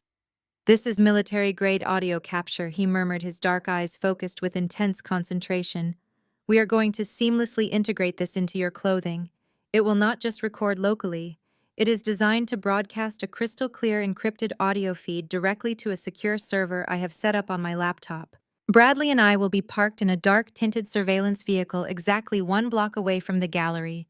We will hear every breath they take in real time." We spent hours Friday night running practical tests in the penthouse. I wore the tiny microphone concealed perfectly beneath the collar of a dark silk blouse, while Leo and Bradley sat in the guest bedroom monitoring the feed. I paced the length of the living room, whispering to myself, picking up objects, and practicing the exact dialogue I planned to use with my mother. Leo adjusted the digital frequencies, filtering out ambient background noise to ensure the voices would remain absolute priority. The clarity was terrifying. It captured the slight tremor in my breath and the soft rustle of fabric. When Leo finally emerged from the guest room and gave me a confident nod, I knew the trap was mechanically flawless. Saturday arrived, and the hours before the gala moved with deliberate tension. Our penthouse had become a secure staging area. Bradley reviewed the operation with the federal case agent, while Leo ran final tests on the transmitter. Mia remained safely at her best friend's home with trusted parents. She believed Leo and I were attending a business dinner. After what Beverly and Ashley had attempted at Oak Ridge Academy, protecting her from fear mattered more than explaining every detail. I forced myself to eat and drink water. Bradley insisted that I needed a clear head. I would not accept a drink at the gala or enter a vehicle with my family. My phone would remain in my evening bag with location sharing active, and a second emergency transmitter was hidden in the lining. If I said I need some air, the security team would enter immediately. If I said the deal is closed, the confession had been secured, and the agents could move. When the sun disappeared behind the skyline, I went upstairs to dress. I chose a midnight blue silk gown with a powerful silhouette. It was elegant enough for the city's social elite, but restrained enough to support the story that I was frightened and financially cornered. The dark fabric would conceal the transmitter wire. I pulled my hair into a polished low knot and kept my makeup soft, leaving the weak strain visible. Leo entered carrying a velvet jewelry box. Inside was a diamond brooch, modified by the surveillance contractor. Beneath the central stone sat a tiny microphone. He pinned it near my collarbone and routed the transmitter against the inner seam of the dress. It looked like an expensive accessory. In reality, it would deliver every word in the VIP boardroom to a secure server and to the headphones worn by Leo Bradley and the federal agents. We tested the connection again. Leo stepped into the hallway and asked me to whisper. I recited the 4 demands from Beverly's letter. A moment later, his voice came through the receiver in Bradley's hand. Every syllable had arrived clearly. Even the faint scrape of my fingernail against the brooch had been captured. Leo returned his expression tight with concern. He reminded me that I could stop the operation at any moment. We already possessed the forged loan documents, the written demand, Beverly's messages, and evidence of the smear campaign. The confession would accelerate the case, but no prosecution was worth my safety. I told him I understood. I was not going because I needed revenge. I was going because my family would continue escalating until they were unable to reach us. The recording was the cleanest way to protect Mia Leo's company and our future. Bradley checked his watch and announced that the surveillance vehicle was ready. We took the private elevator to the garage. 2 vehicles waited. A dark communications van would carry Leo Bradley, the case agent, and the monitoring equipment. A separate chauffeured town car would take me to the gallery, so my arrival appeared exactly as Beverly expected. Plainclothes officers were already positioned near the front entrance service corridor and parking structure. Before I entered the town car, Leo pulled me into his arms. For one moment, I allowed myself to stop performing. I pressed my face against his chest and listened to the heartbeat that had steadied me through 8 years of building our life. Then I stepped back, squared my shoulders, and lowered my gaze into the fragile posture my mother wanted to see. The driver closed the door, separating me from Leo. Through the tinted rear window, I watched the communications van pull away first and disappear into traffic. A green indicator glowed inside my evening bag, confirming that the encrypted feed remained active. Leo's voice sounded quietly through the concealed earpiece. He told me they could hear me perfectly and that I was never alone. Rain had fallen earlier, leaving the streets black and reflective beneath the lights. As the town car moved downtown, I reviewed the sequence. I would let Beverly parade me through the crowd. I would enter the boardroom voluntarily. I would ask simple questions and allow their arrogance to fill the silence. I would not argue or reveal what I knew until the confession was complete. The entire plan depended on patience, clarity, and their inability to resist bragging. Several blocks from the venue, traffic slowed around a line of luxury cars. Camera flashes flickered ahead through the wet windshield. The gallery building emerged between the towers, blazing with spotlights beneath a red carpet canopy. I relaxed my shoulders, tightened my grip on the evening bag, and became the defeated daughter they believed they had summoned. The car glided to a smooth stop. The venue was glowing with harsh spotlighting and flashing cameras. A red carpet spilled out onto the damp pavement, lined with velvet ropes to hold back a crowd of local socialites. Ashley had spared absolutely no expense for her grand relaunch gala. She had rented the most exclusive gallery space in the city and invited everyone who mattered in high society. It was a dazzling display of staggering wealth, and as I looked at the imported floral arrangements visible through the glass doors, a cold wave of disgust washed over me. Every single flower and every drop of alcohol had been paid for using my stolen name. The chauffeur opened my door. I took a deep breath, letting the cool air fill my lungs. I let my shoulders drop just a fraction. I lowered my chin, softening my gaze to mimic the defeated, anxious girl my family expected to see. I stepped out of the car. The moment my heels touched the pavement, the whispering began. It started as a low murmur and rippled through the crowd. People turned to stare, raking their eyes over me with hungry curiosity. I knew exactly what they were whispering about. Howard's tabloid story had circulated all week. To them, I was the disgraced daughter who had married a fraud. I was the woman whose husband's newly public company was currently crashing because he allegedly stole his foundational algorithm from my own father. They saw a woman facing absolute public destruction.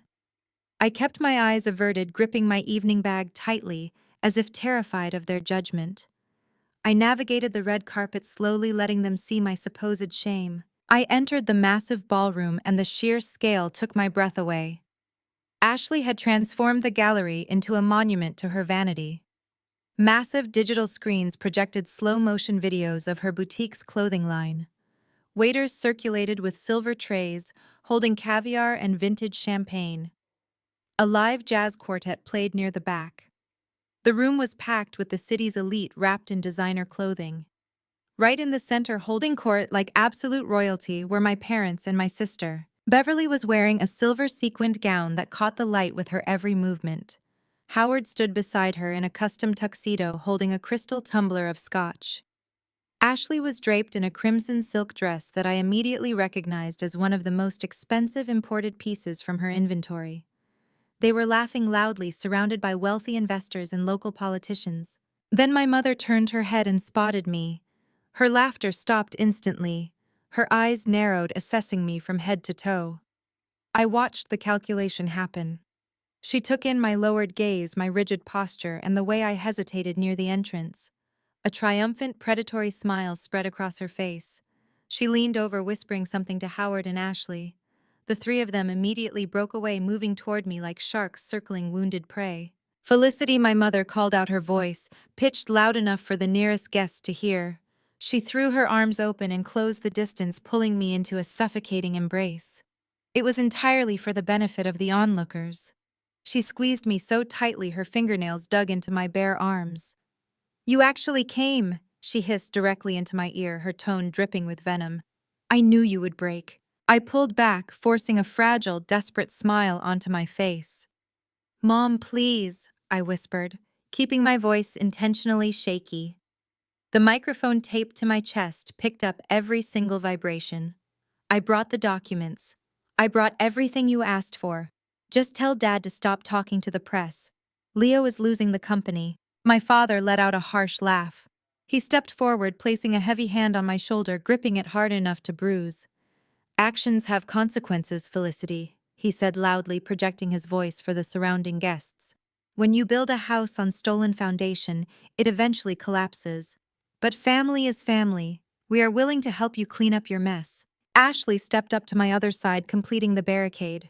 They had effectively boxed me in. She looked me up and down, her crimson lips curling into a sneer. "Nice dress," she commented dryly.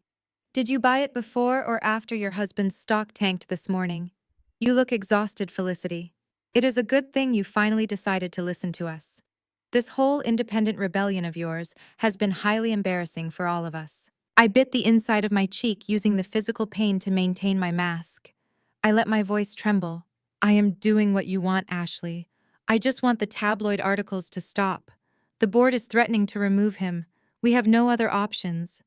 "Oh, poor Leo," my mother mocked, pressing a hand to her chest. "I am sure it is very difficult for him to face reality. But this is what happens when you turn your back on your blood. Now come along, darling." Without waiting for my response, my mother linked her arm through mine. Howard took my other side. Together they began to physically parade me through the crowded ballroom. It was a grotesque victory lap. They were parading their conquered enemy, showing the entire local elite that they had successfully brought their rebellious daughter to heel. Beverly stopped at a table where a prominent banker and his wife were sipping champagne. "Richard, Martha, look who finally decided to join us," my mother announced, her voice bright and artificial. "My prodigal daughter has returned. She has been going through a rather difficult transition lately, with all the dreadful news about her husband's business, but she has finally realized where she truly belongs. She is paying her debts." The banker looked at me with thinly veiled pity. "It is good to see you making amends, Felicity," he said politely. "Family support is crucial during hardship." I lowered my eyes, playing the part perfectly. "Yes," I murmured softly. "I am very grateful my parents are willing to help us settle everything." My father chuckled softly, taking a slow sip of his expensive scotch. She is finally learning, Richard. She is taking full responsibility for her actions. We moved to another group featuring a real estate developer and his wife.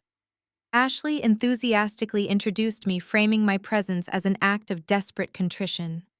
I nodded along, feeding their massive egos with every subservient gesture and quiet murmur of agreement. I swallowed my pride because I knew the microphone was capturing their absolute arrogance.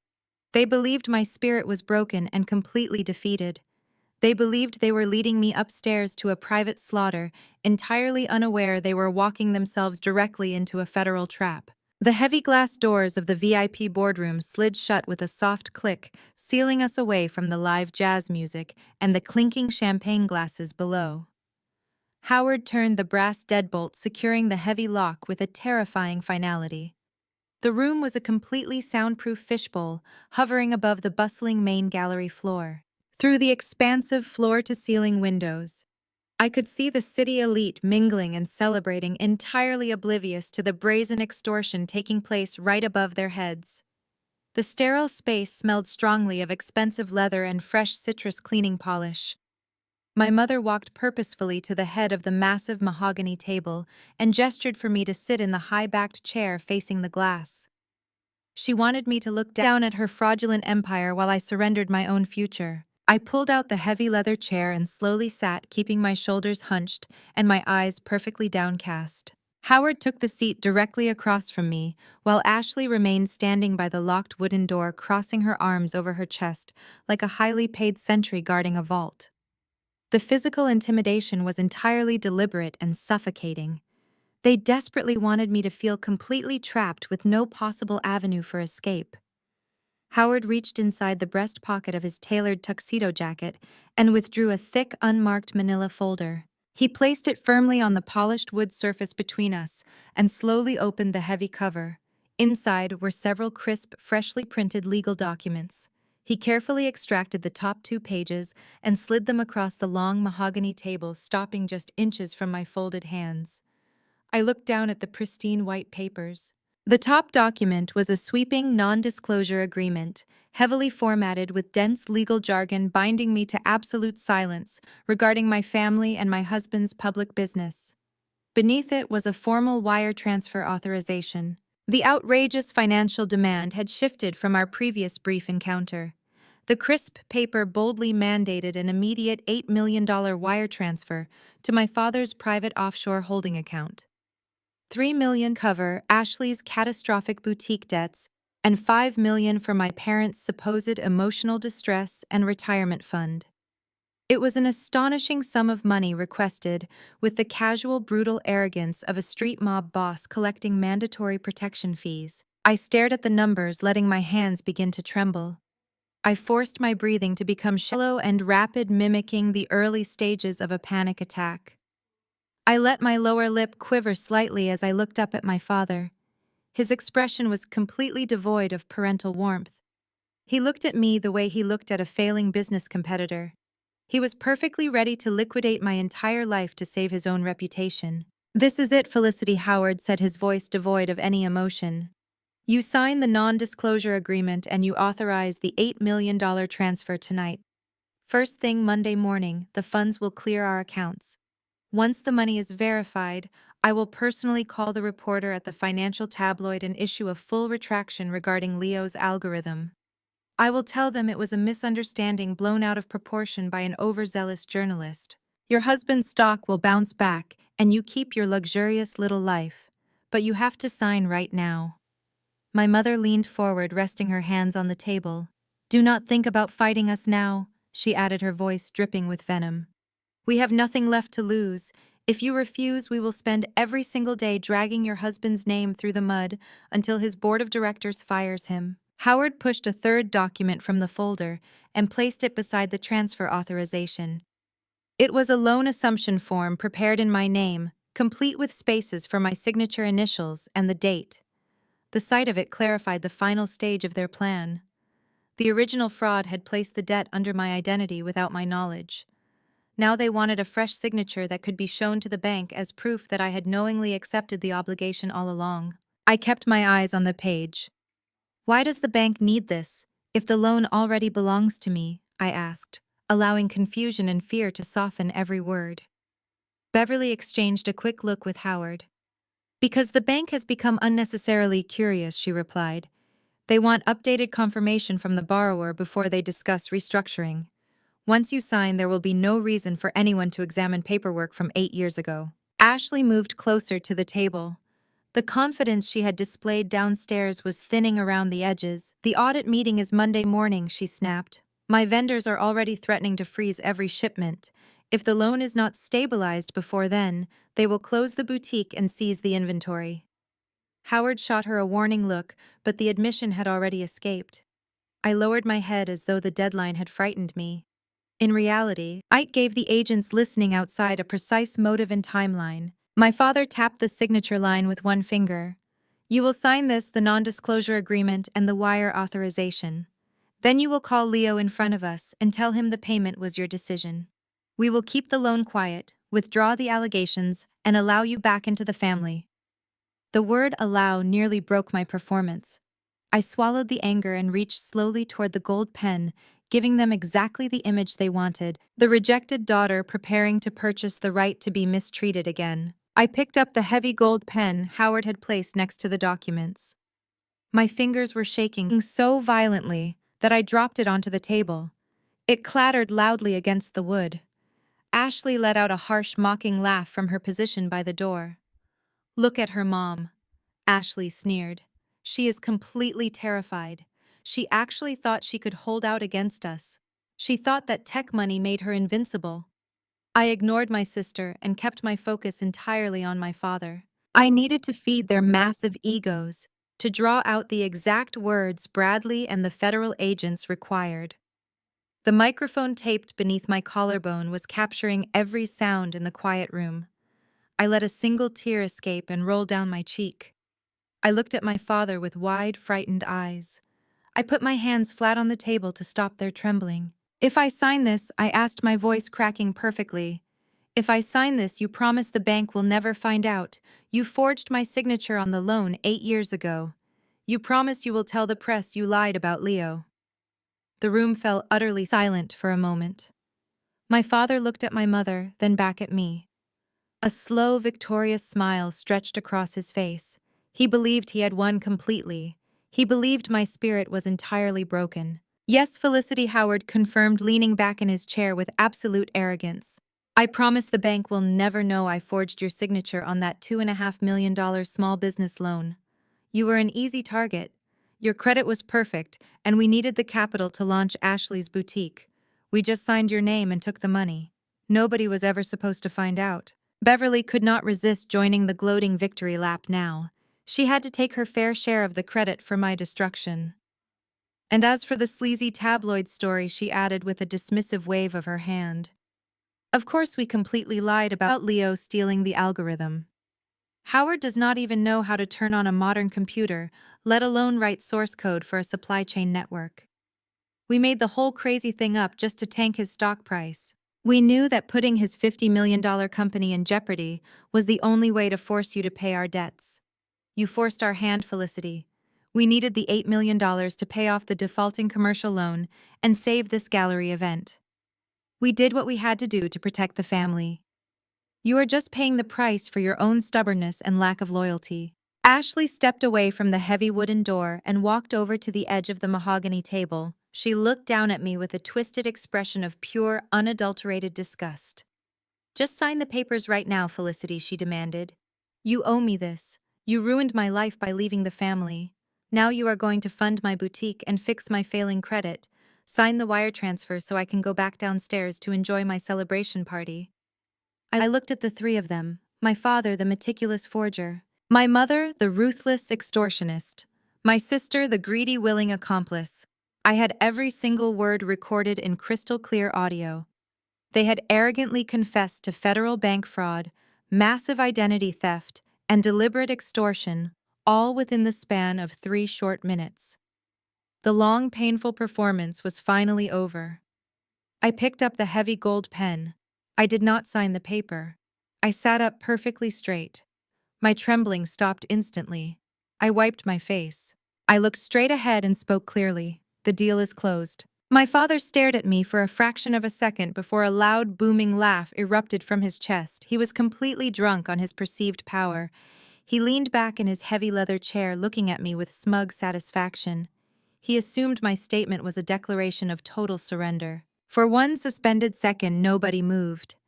Howard was still smiling because he had mistaken my words for surrender, but the expression no longer reached his eyes. I let the silence stretch until even Ashley shifted beside the door. Their own voices seemed to remain in the room, repeating the forged signature, the stolen loan, and the invented tabloid story, with a clarity no defense attorney could erase. I did not need to accuse them or summarize what they had done. They had supplied every essential fact themselves. I looked from Howard to Beverly and then to Ashley, allowing them to see that the fear they had enjoyed was gone. Howard's smile finally tightened. His gaze dropped toward the unsigned documents as he began to understand that I had not closed their deal. I had closed the trap. Then I picked up the fraudulent non-disclosure agreement and the $8 million wire transfer document. My father watched me with narrowed eyes, a flicker of unease finally breaking through his arrogant exterior. "What are you doing?" he demanded, his voice losing its confident boom. "Sign the papers, Felicity. We do not have time for any more childish dramatic games." I did not answer him. I simply gripped the thick cream-colored paper in both hands and calmly ripped it into pieces. I tore the documents again and again, methodically reducing their extortion demands to a pile of worthless shredded confetti. I let the torn pieces fall from my fingers, watching them flutter down to the gleaming surface of the expensive table. My mother let out a sharp gasp of outrage. "Have you completely lost your mind?" she shrieked, slamming her hands flat against the wood. "We will destroy him. We will call the reporter right now and tell them Leo is a criminal. We will make sure his company stock goes to absolute zero by Monday morning. You just ruined your entire life, you stupid, ungrateful little girl." Ashley pushed herself off the door, her face red with sudden fury. "You cannot do this to me," she yelled, stepping toward the table. "My boutique is going bankrupt. You have to pay the loan. You promised you would pay the loan. You said the deal was closed." I looked at my sister and smiled a slow, chilling smile. "The deal is closed," I repeated, my voice ringing with absolute, unwavering authority. "But it is not a deal with you." I reached up and pointed to a small, glittering diamond brooch pinned securely to the collar of my dark silk dress. It was a beautiful piece of jewelry, but its true value was hidden carefully beneath the gems. The tiny military-grade microphone was perfectly concealed, transmitting every single sound to the secure server waiting a block away. "The interesting thing about Leo's software is how fast data transmits," I stated, looking directly into my father's horrified eyes. "The FBI has been listening to this entire conversation live." The blood drained completely from my father's face. His jaw dropped open and his skin turned a sickly shade of pale gray. He stared at the diamond brooch on my dress as if it were a venomous snake. "What did you just say?" he whispered, his voice barely audible. "I said the Federal Bureau of Investigation has been monitoring this room," I replied. "My corporate attorney is parked exactly 1 block from here with a team of federal agents. They just recorded you confessing to bank fraud, identity theft, a malicious extortion scheme, and a coordinated smear campaign. We needed a verified verbal confession to bypass the long defamation trial, and you just eagerly handed it to us on a silver platter." My mother stumbled backward, her chair scraping loudly against the floor. She brought a trembling hand to her mouth, her eyes wide with absolute sheer terror. "No," she gasped, shaking her head frantically. "No, you are lying. You are bluffing. You would never send your own parents to federal prison. You stopped being my family 8 years ago, the day you threw me out and called me worthless," I reminded her. "You stole my name. You forged my signature to fund a fake luxury boutique. You tried to kidnap my daughter from her middle school, and you tried to destroy my husband's life's work." Ashley let out a high-pitched, panicked wail. She scrambled backward, pressing herself flat against the heavy glass wall of the boardroom.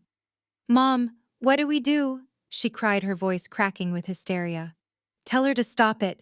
Tell her to call them off. I cannot go to jail." My father leaped up from his chair, his chest heaving as panic finally overrode his arrogance. "Felicity, please," he begged, his hands outstretched in a desperate, pleading gesture.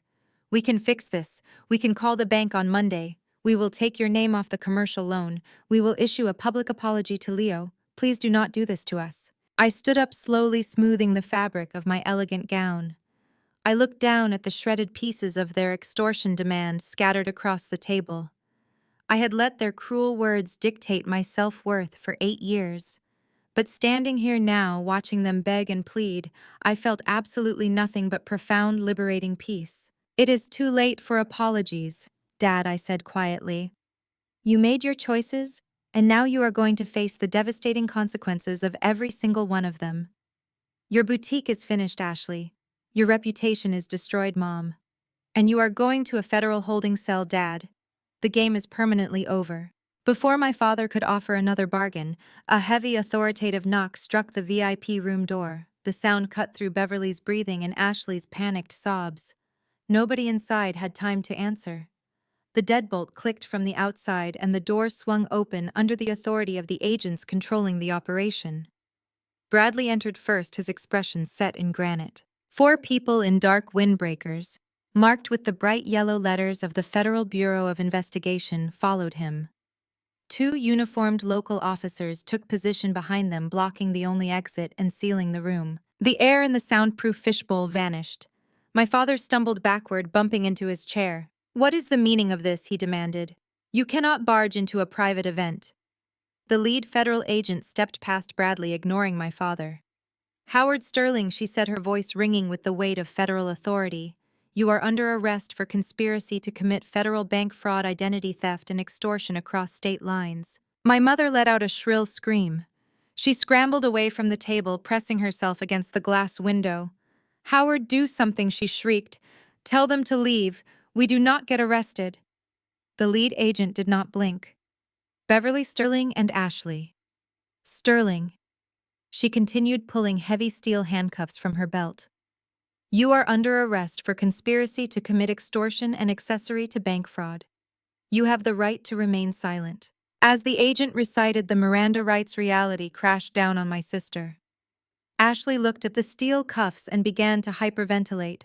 No, no, no, she gasped, clutching her crimson silk dress. You cannot arrest me. My relaunch gala is happening downstairs. The press is here. You are going to ruin my business. I cannot be seen handcuffed. That is exactly why you should not have funded it with forged commercial loans, Bradley stated coldly. The federal jurisdiction applies because you threatened to destroy a publicly traded tech company headquartered across state lines and used a federally backed loan to commit fraud. Your extortion demands are officially documented and confessed on tape. You crossed a federal line and are out of options. Howard tried to straighten his tuxedo jacket to salvage his dignity. Let us be reasonable, officers.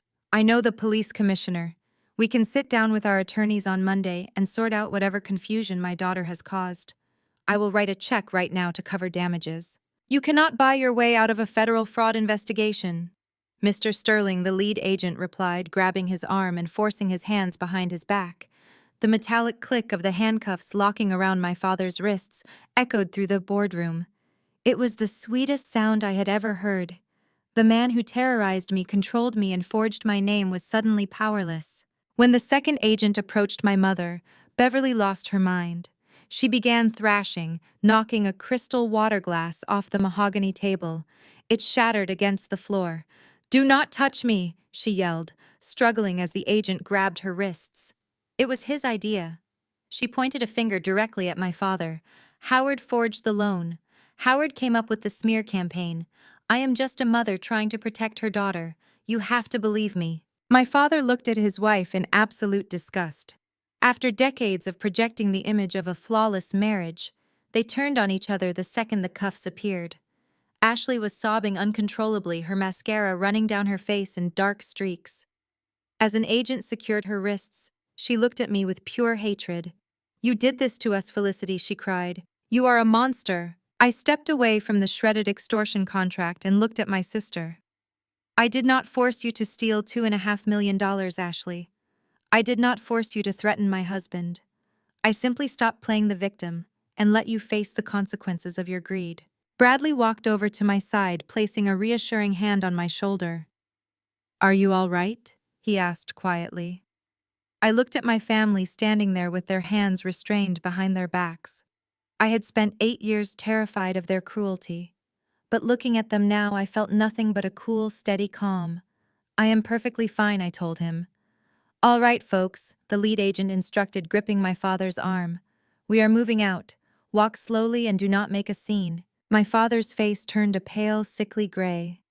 You cannot take us out through the main gallery, he pleaded, his arrogant facade shattered. The entire local elite is down there. The press is waiting. Please, you have to take us down the back service elevator. I am begging you. Do not do this to my reputation. The service elevator is currently disabled for security reasons, the agent replied, her tone devoid of sympathy. We are taking the main stairs. Move. The glass doors of the VIP boardroom were pulled open. The two local police officers led the way, followed by the federal agents escorting my parents and my sister. I walked out of the room right beside Bradley, watching the entire scene unfold from the top of the grand sweeping staircase. As the officers stepped onto the upper landing, the people mingling on the main floor began to notice the commotion. The low murmur of wealthy socialites discussing art slowly ground to a complete halt. The live jazz quartet faltered, a saxophone player lowering his instrument in absolute confusion. Within seconds, the massive glittering ballroom fell utterly silent. My father was led down the stairs first. His head was bowed, his shoulders hunched as he tried desperately to hide his handcuffed wrists.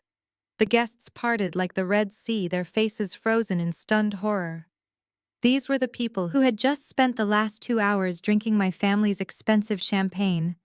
Now they were watching Howard Sterling, the supposed pillar of the business community, being marched out like a common criminal. My mother followed him, stumbling slightly on the stairs in her silver sequined gown. The dazzling dress that had caught the spotlight so beautifully just an hour ago now looked ridiculous and pathetic. She kept her face turned away from the crowd, but I could hear her quiet, humiliated sobs echoing in the room. But it was Ashley's descent that provided the final cinematic ruin. She was the guest of honor, the golden child, who could do no wrong. She was paraded through the center of her own charity gala in a crimson silk dress with federal agents holding her arms.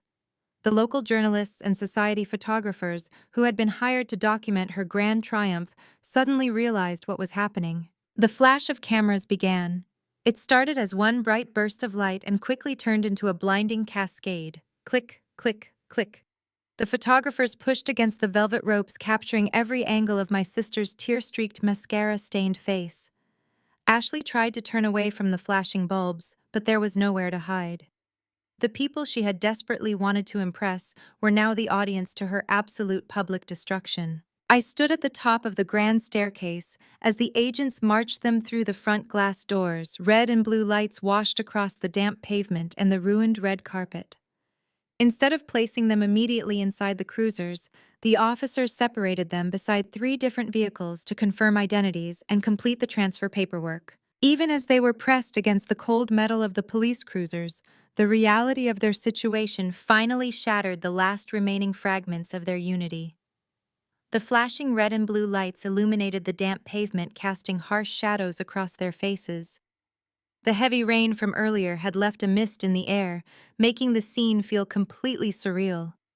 The local elites were still clustered behind the glass doors of the gallery, their faces pressed against the panes, absorbing every single second of the spectacle.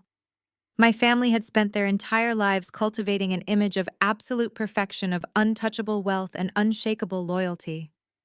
But loyalty in our family was only ever a transactional arrangement. It was a fragile alliance built on mutual greed and the shared convenience of having me as their designated victim. Now that the victim had trapped them, and the consequences of their actions were manifesting in the form of federal agents and steel handcuffs, that superficial loyalty evaporated instantly. Ashley was the first to break. She was standing beside the rear door of the second squad car, the rain ruining her carefully styled hair and dampening the expensive crimson silk of her dress. As the officer placed a heavy hand on her shoulder to guide her into the back seat, she planted her feet on the wet asphalt and violently twisted her body away from him. She began to scream, her voice tearing through the cool night air with a raw, panicked desperation. "I am not going to jail!" she shrieked, her eyes wide with absolute terror. "I did not do this. It was them." She jerked her head toward our parents, who were being processed by separate officers near the lead cruiser. I had absolutely nothing to do with the commercial loan. I just wanted to open a luxury boutique. I am the creative visionary. Howard and Beverly handled all the finances. They are the ones who committed the bank fraud. They forged Felicity's signature. I never signed a single document. I never walked into that bank. They handed me the money and told me the funding was completely secure. You cannot arrest me for their crimes. The sheer velocity of her betrayal was staggering. Without a single second of hesitation, my sister was throwing the parents who had worshipped and spoiled her entire life directly under the proverbial bus. She was fully prepared to watch them spend the rest of their natural lives in a federal penitentiary if it meant she could walk away and salvage her own reputation. The crowd of wealthy onlookers inside the gallery murmured collectively, their eyes wide as they witnessed the golden child publicly incinerate her own parents. Howard heard every single word of Ashley's frantic confession. He stopped fighting the officer holding his arm and turned his head to stare at his favorite daughter. His patrician features, usually arranged in an expression of bored superiority, contorted into a mask of absolute fury. The veins in his neck bulged against the stiff white collar of his custom tuxedo. "You ungrateful little brat," Howard bellowed across the short distance separating the police cruisers. "I risked everything to fund your failing business. You knew exactly where that $2.5 million came from. You watched me practice Felicity's signature at the dining room table for 3 entire days. You spent every single dime of that stolen money on imported fabrics and expensive champagne, and now you want to play the innocent victim." The federal agent standing next to my father tightened his grip, instructing him to keep his voice down and get into the vehicle. But Howard was completely unmoored. The man who had always prided himself on absolute control was unraveling in front of the entire city elite. But he was not finished distributing the blame. If he was going down for federal bank fraud, he was making absolutely sure he did not take the fall for the extortion. Howard turned his furious glare toward my mother, who was shivering beside the first squad car. "Beverly is the mastermind," he shouted, his voice echoing off the brick walls of the surrounding buildings. "I forged the loan to save the family business, but the extortion was entirely her idea. I never wanted to demand $8 million.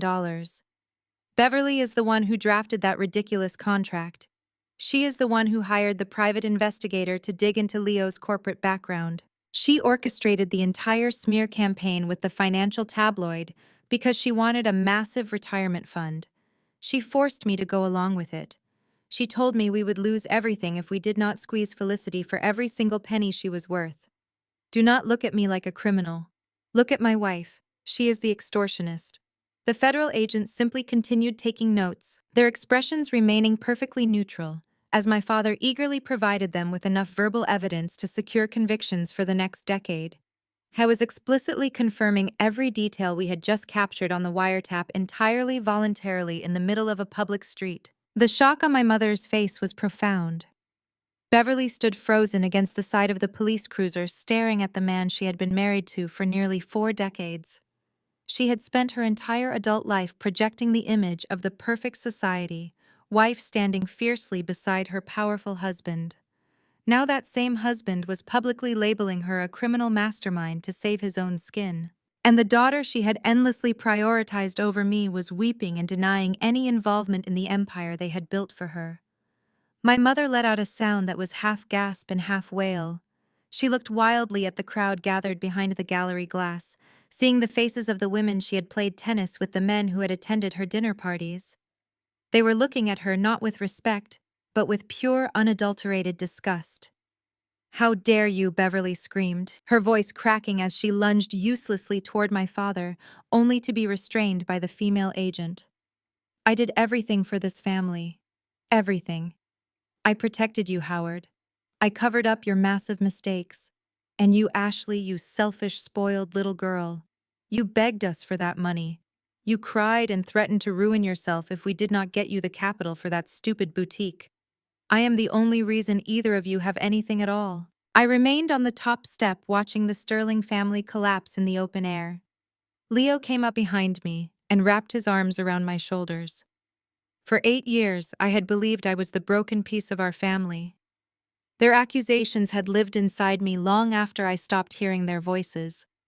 Now the truth was standing under police lights, shouting through handcuffs and trading blame for survival. The officers ended the argument by forcing each of them into a separate back seat. The cruiser carrying Howard and Beverly pulled away first and cleared the intersection. Ashley's vehicle remained at the curb, while the lead agent finished speaking with the local officer assigned to transport her. I watched my parents disappear without grief or triumph. I felt only distance. I turned toward Leo. He searched my face, waiting for whatever emotion came next. I managed a small, exhausted smile and took his hand.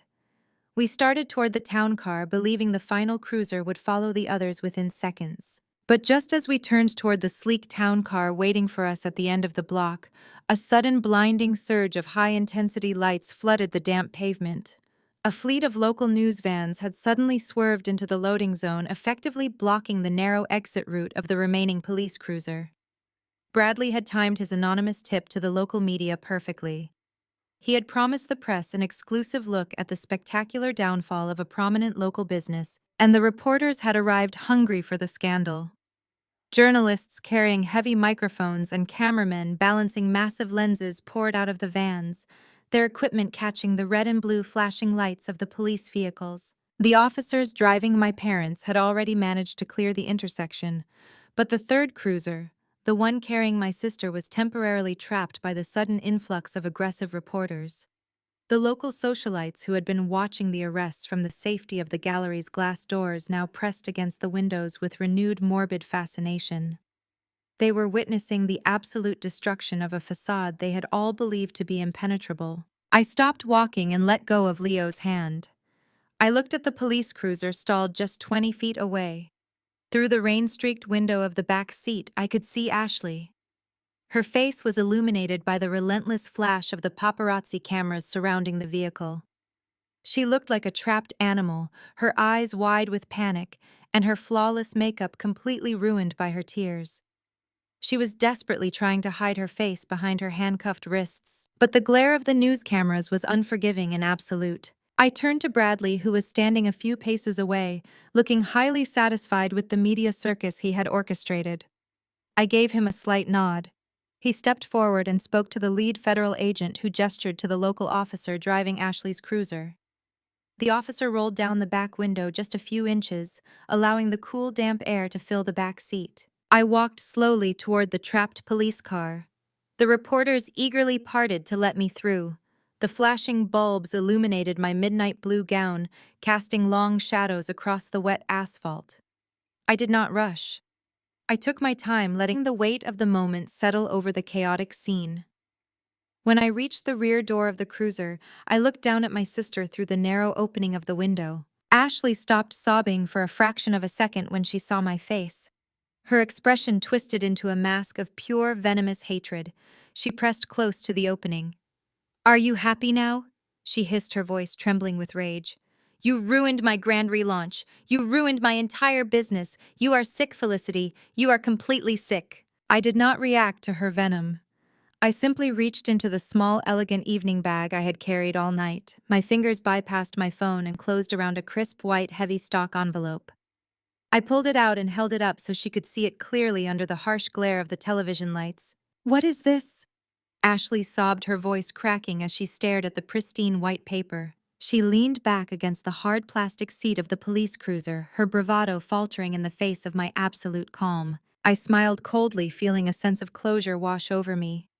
"It is an eviction notice," I stated, making sure my voice carried clearly through the narrow gap in the window so the nearest microphones could pick up every single word. "Leo's company bought the commercial building housing your boutique yesterday. You have 72 hours to vacate my property." The words hung in the cold night air, cutting through the background noise of the shouting reporters. Ashley stared at me, her mouth dropping open in absolute, unadulterated shock. The last remaining pillar of her stolen empire had just been effortlessly kicked away. She had built her entire identity around that luxury boutique. She had forged my name to fund it, extorted my husband to save it, and sacrificed her own parents to protect it. And now I owned the very ground it stood on. "You cannot do that," Ashley gasped, shaking her head frantically. You cannot buy my building. That is my store. That is my life. It was never your store, Ashley, I replied, my voice devoid of any pity or sympathy. It was built on my credit, funded by my stolen identity, and salvaged by my husband's wealth. You never owned anything. You just played dress up with other people's money. And now playtime is permanently over. I slid the crisp white envelope through the narrow crack in the window. It landed softly on her lap, a stark white rectangle against the ruined crimson silk of her designer dress. She stared down at it as if it were a physical weapon. The reality of her absolute, entirely self-inflicted ruin finally crashed down upon her. She had nothing left, no business, no family, no wealth, and no freedom. The police officer in the front seat rolled the window back up, sealing Ashley inside the vehicle. The glass separated us, completely muffling the sound of her renewed hysterical wailing. The news vans finally began to clear a narrow path directed by the aggressive shouts of the local police officers. The cruiser lurched forward, its tires splashing through a deep puddle on the pavement. I stood perfectly still and watched as the vehicle accelerated down the damp street, its red and blue lights reflecting off the slick brick buildings, until it turned a corner and disappeared from sight completely. The reporters immediately swarmed around me, shouting questions about the federal charges, the extortion plot, and the sudden purchase of the commercial property. I ignored all of them. I did not owe the press a single word or a single explanation. I had accomplished exactly what I came to do. I turned my back on the flashing cameras and the shouting journalists and walked back toward the dark alleyway where Leo was waiting for me. My husband stepped forward and wrapped his arms securely around my waist, pulling me close to his side. He did not ask any questions. He simply guided me toward the waiting town car, shielding me from the aggressive paparazzi with his broad shoulders. Bradley was already in the front passenger seat, speaking quietly on his phone to his legal team, ensuring the narrative of the arrests was being handled perfectly by the corporate public relations department. As I slid into the quiet sanctuary of the back seat, the heavy door closed instantly, silencing the chaotic noise of the street outside. I leaned my head against the window and looked out at the city skyline. For 8 years, I had allowed the phantom presence of my family to cast a long, suffocating shadow over my life. They viewed my success as a resource to be plundered, treating my independence as an insult. But tonight, I finally dismantled their terrible power. I simply held up a mirror to their boundless greed and allowed them to effortlessly destroy themselves. Leo laced his warm fingers through mine, squeezing gently. I took a deep, steadying breath, feeling the heavy knot of anxiety vanish. I was powerful, secure, and for the first time free. By sunrise, images from the gala had spread across every local news channel and financial program that had repeated Howard's accusation. The same outlets that had questioned Leo's integrity now showed federal agents leading my parents through the ballroom, while commentators explained that the supposed algorithm dispute had been manufactured as leverage in an extortion scheme. The tabloid issued a public retraction and removed Howard's interview from its website. Leo's company released the dated source code, patent history, and independent audit records that the board had already reviewed. The correction moved through the market almost as quickly as the original lie. Institutional investors resumed purchases, the delayed customer contract was restored, and the board voted unanimously to reaffirm Leo as chief executive officer. Employees who had spent days answering frightened calls received a direct apology from the chairman for the uncertainty they had endured. Within weeks, the stock recovered every point it had lost and climbed beyond its opening price. That recovery mattered, but not because it increased the number attached to Leo's name. It proved that my family had failed to convert a lie into ownership. They had tried to make thousands of people pay for their private fraud. Instead, the public record now showed exactly who had built the company and exactly who had tried to destroy it. Leo's algorithm was celebrated not just as a technological marvel, but as a triumph of integrity over malicious sabotage. His $51 million fortune grew exponentially, securing our family's future for generations to come. Meanwhile, the very people who had tried to steal that future were experiencing a drastically different reality. The federal justice system moves with a cold, mechanical efficiency, especially when provided with crystal-clear audio confessions and a mountain of forged commercial loan documents. My parents' attempts to hire expensive defense attorneys fell completely flat. The overwhelming evidence we had gathered left absolutely no room for negotiation or plea deals that avoided prison time. 6 months after the gala, Howard and Beverly Sterling stood before a federal judge and received their mandated sentences for conspiracy, bank fraud, and extortion. My father, a man who had spent his entire life obsessing over his patrician image and projecting absolute control, was remanded to a federal penitentiary. He traded his custom-tailored tuxedos and crystal tumblers of expensive scotch for a standard-issue uniform and a rigid daily schedule dictated entirely by prison guards. His precious reputation was permanently and thoroughly obliterated. My mother suffered an equally devastating fall from grace. Beverly was transferred to a separate federal holding facility, her glamorous silver sequined gowns replaced by the harsh reality of a concrete cell. She had spent decades desperately cultivating the image of the perfect, untouchable society wife. She had ruthlessly judged everyone around her, using her manufactured wealth to buy loyalty and command respect from the local elite. But the moment the handcuffs clicked shut on the night of the gala, her entire social circle completely evaporated. The wealthy bankers, the real estate developers, and the high society women who had eagerly attended her lavish dinner parties immediately severed all ties. When her sentencing was publicly announced, not a single one of her former friends offered a word of support or sympathy. My parents were completely isolated, left to serve out their federal sentences, with nothing but the bitter, toxic resentment they had always harbored for each other. Their grand colonial home was seized and sold to cover the massive legal fees and federal fines, erasing the final physical monument to their staggering hypocrisy.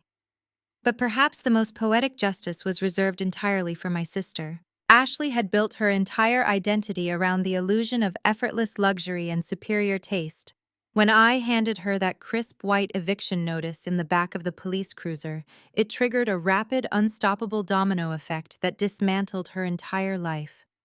Her fraudulent luxury boutique was immediately shuttered. Without the stolen commercial loan money to prop up her failing business model, the vendors she had stiffed came collecting. Her imported inventory was entirely liquidated to pay off a fraction of her catastrophic debts. She was forced to declare total bankruptcy, her flawless credit completely ruined. Because she had actively participated in the extortion scheme and benefited directly from the bank fraud, the federal court ordered her to pay massive ongoing restitution. To meet those strict court-ordered payments and survive without her parents' stolen wealth, the former golden child was forced to enter the actual workforce for the first time in her pampered life.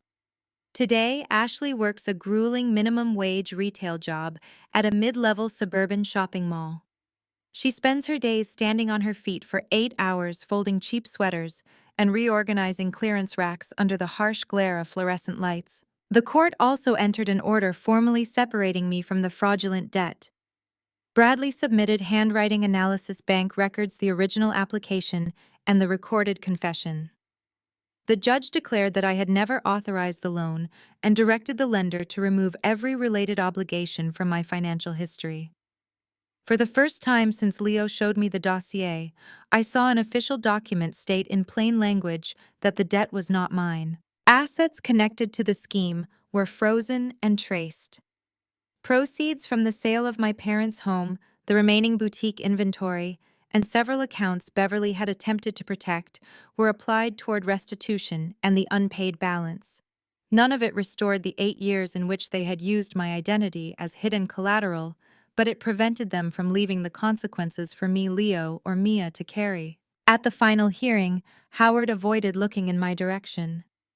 Beverly stared at me as though I had betrayed her by refusing to absorb her punishment.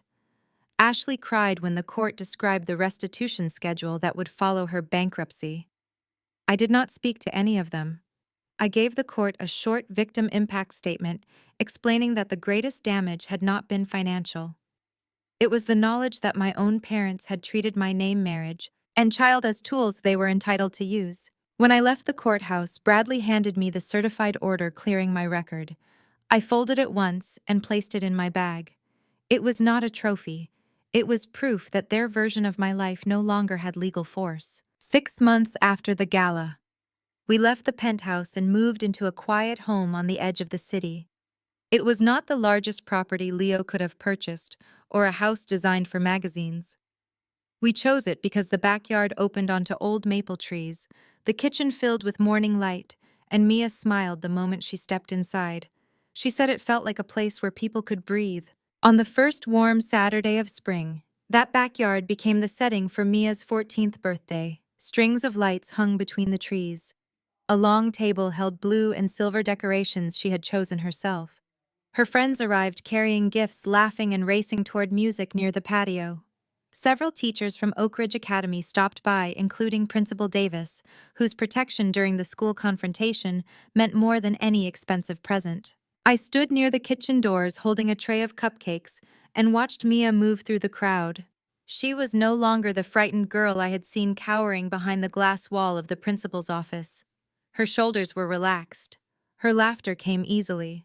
She wore a simple silver necklace Leo had given her, and every few minutes she glanced toward us with the secure confidence of a child who knew exactly where home was. Leo joined me, carrying a bowl of fruit that was far too large for the table. He had become famous in financial magazines after the truth about the smear campaign emerged. But at home, he was still the man who forgot how many guests were coming and bought enough strawberries for an entire school. I teased him, and he smiled before stealing one of the cupcakes from my tray. For a while, we stood together without speaking. We watched Mia help a younger guest repair a broken paper crown. She knelt, fixed the tape, and placed the crown carefully back on the child's head. The gesture carried everything I loved about her. Beverly had called Mia extra baggage, as though a little girl could be measured by inconvenience.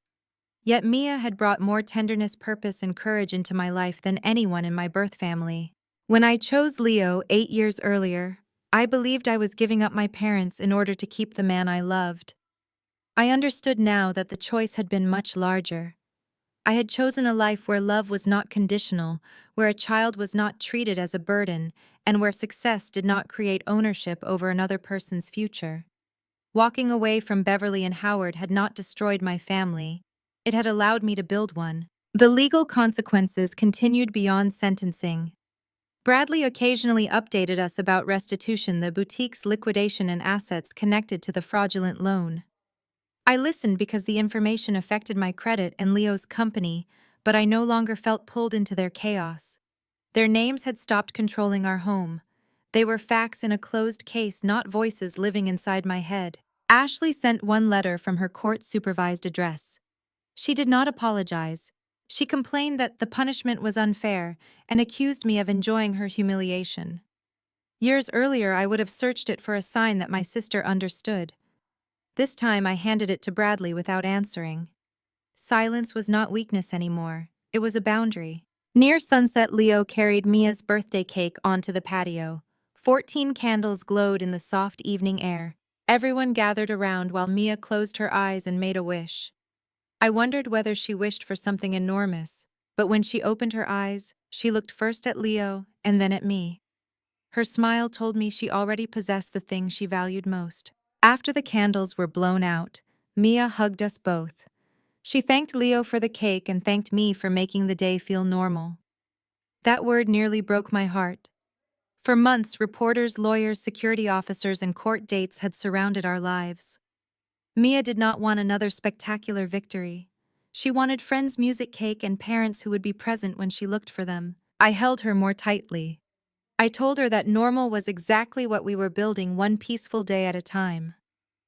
Leo wrapped his arms around both of us, and for a moment the three of us stood beneath the lights while the party continued around us. Later, after the guests had gone home, we sat on the back steps with the last pieces of cake. Mia rested her head on my shoulder. Leo stretched his legs across the grass. The house behind us was messy with wrapping paper and empty plates. It was imperfect, warm, and completely ours. $51 million had changed the scale of our choices, but it had not created the most valuable things in that backyard. Money had not taught Leo to protect his daughter. It had not taught Mia to trust me, or given me courage to stand between my child and the woman who used her. Those things were built when we had very little, through ordinary dinners, difficult mornings, and promises kept when nobody watched. True wealth was not the number printed beside Leo's name in a magazine. It was Mia reaching for my hand without hesitation. It was Leo knowing when I needed strength and when I needed silence. It was the certainty that nobody in our home had to earn love by obeying a list of demands. As darkness settled over the yard, I looked at my husband and daughter and understood that the best revenge was not bankruptcy, prison, or lost social standing. It was our peace. They had used rejection as a weapon, but only pushed me toward the people who taught me what family meant. It was permanently ours now. Sometimes the trash doesn't just take itself out, sometimes you have to hand it the eviction notice.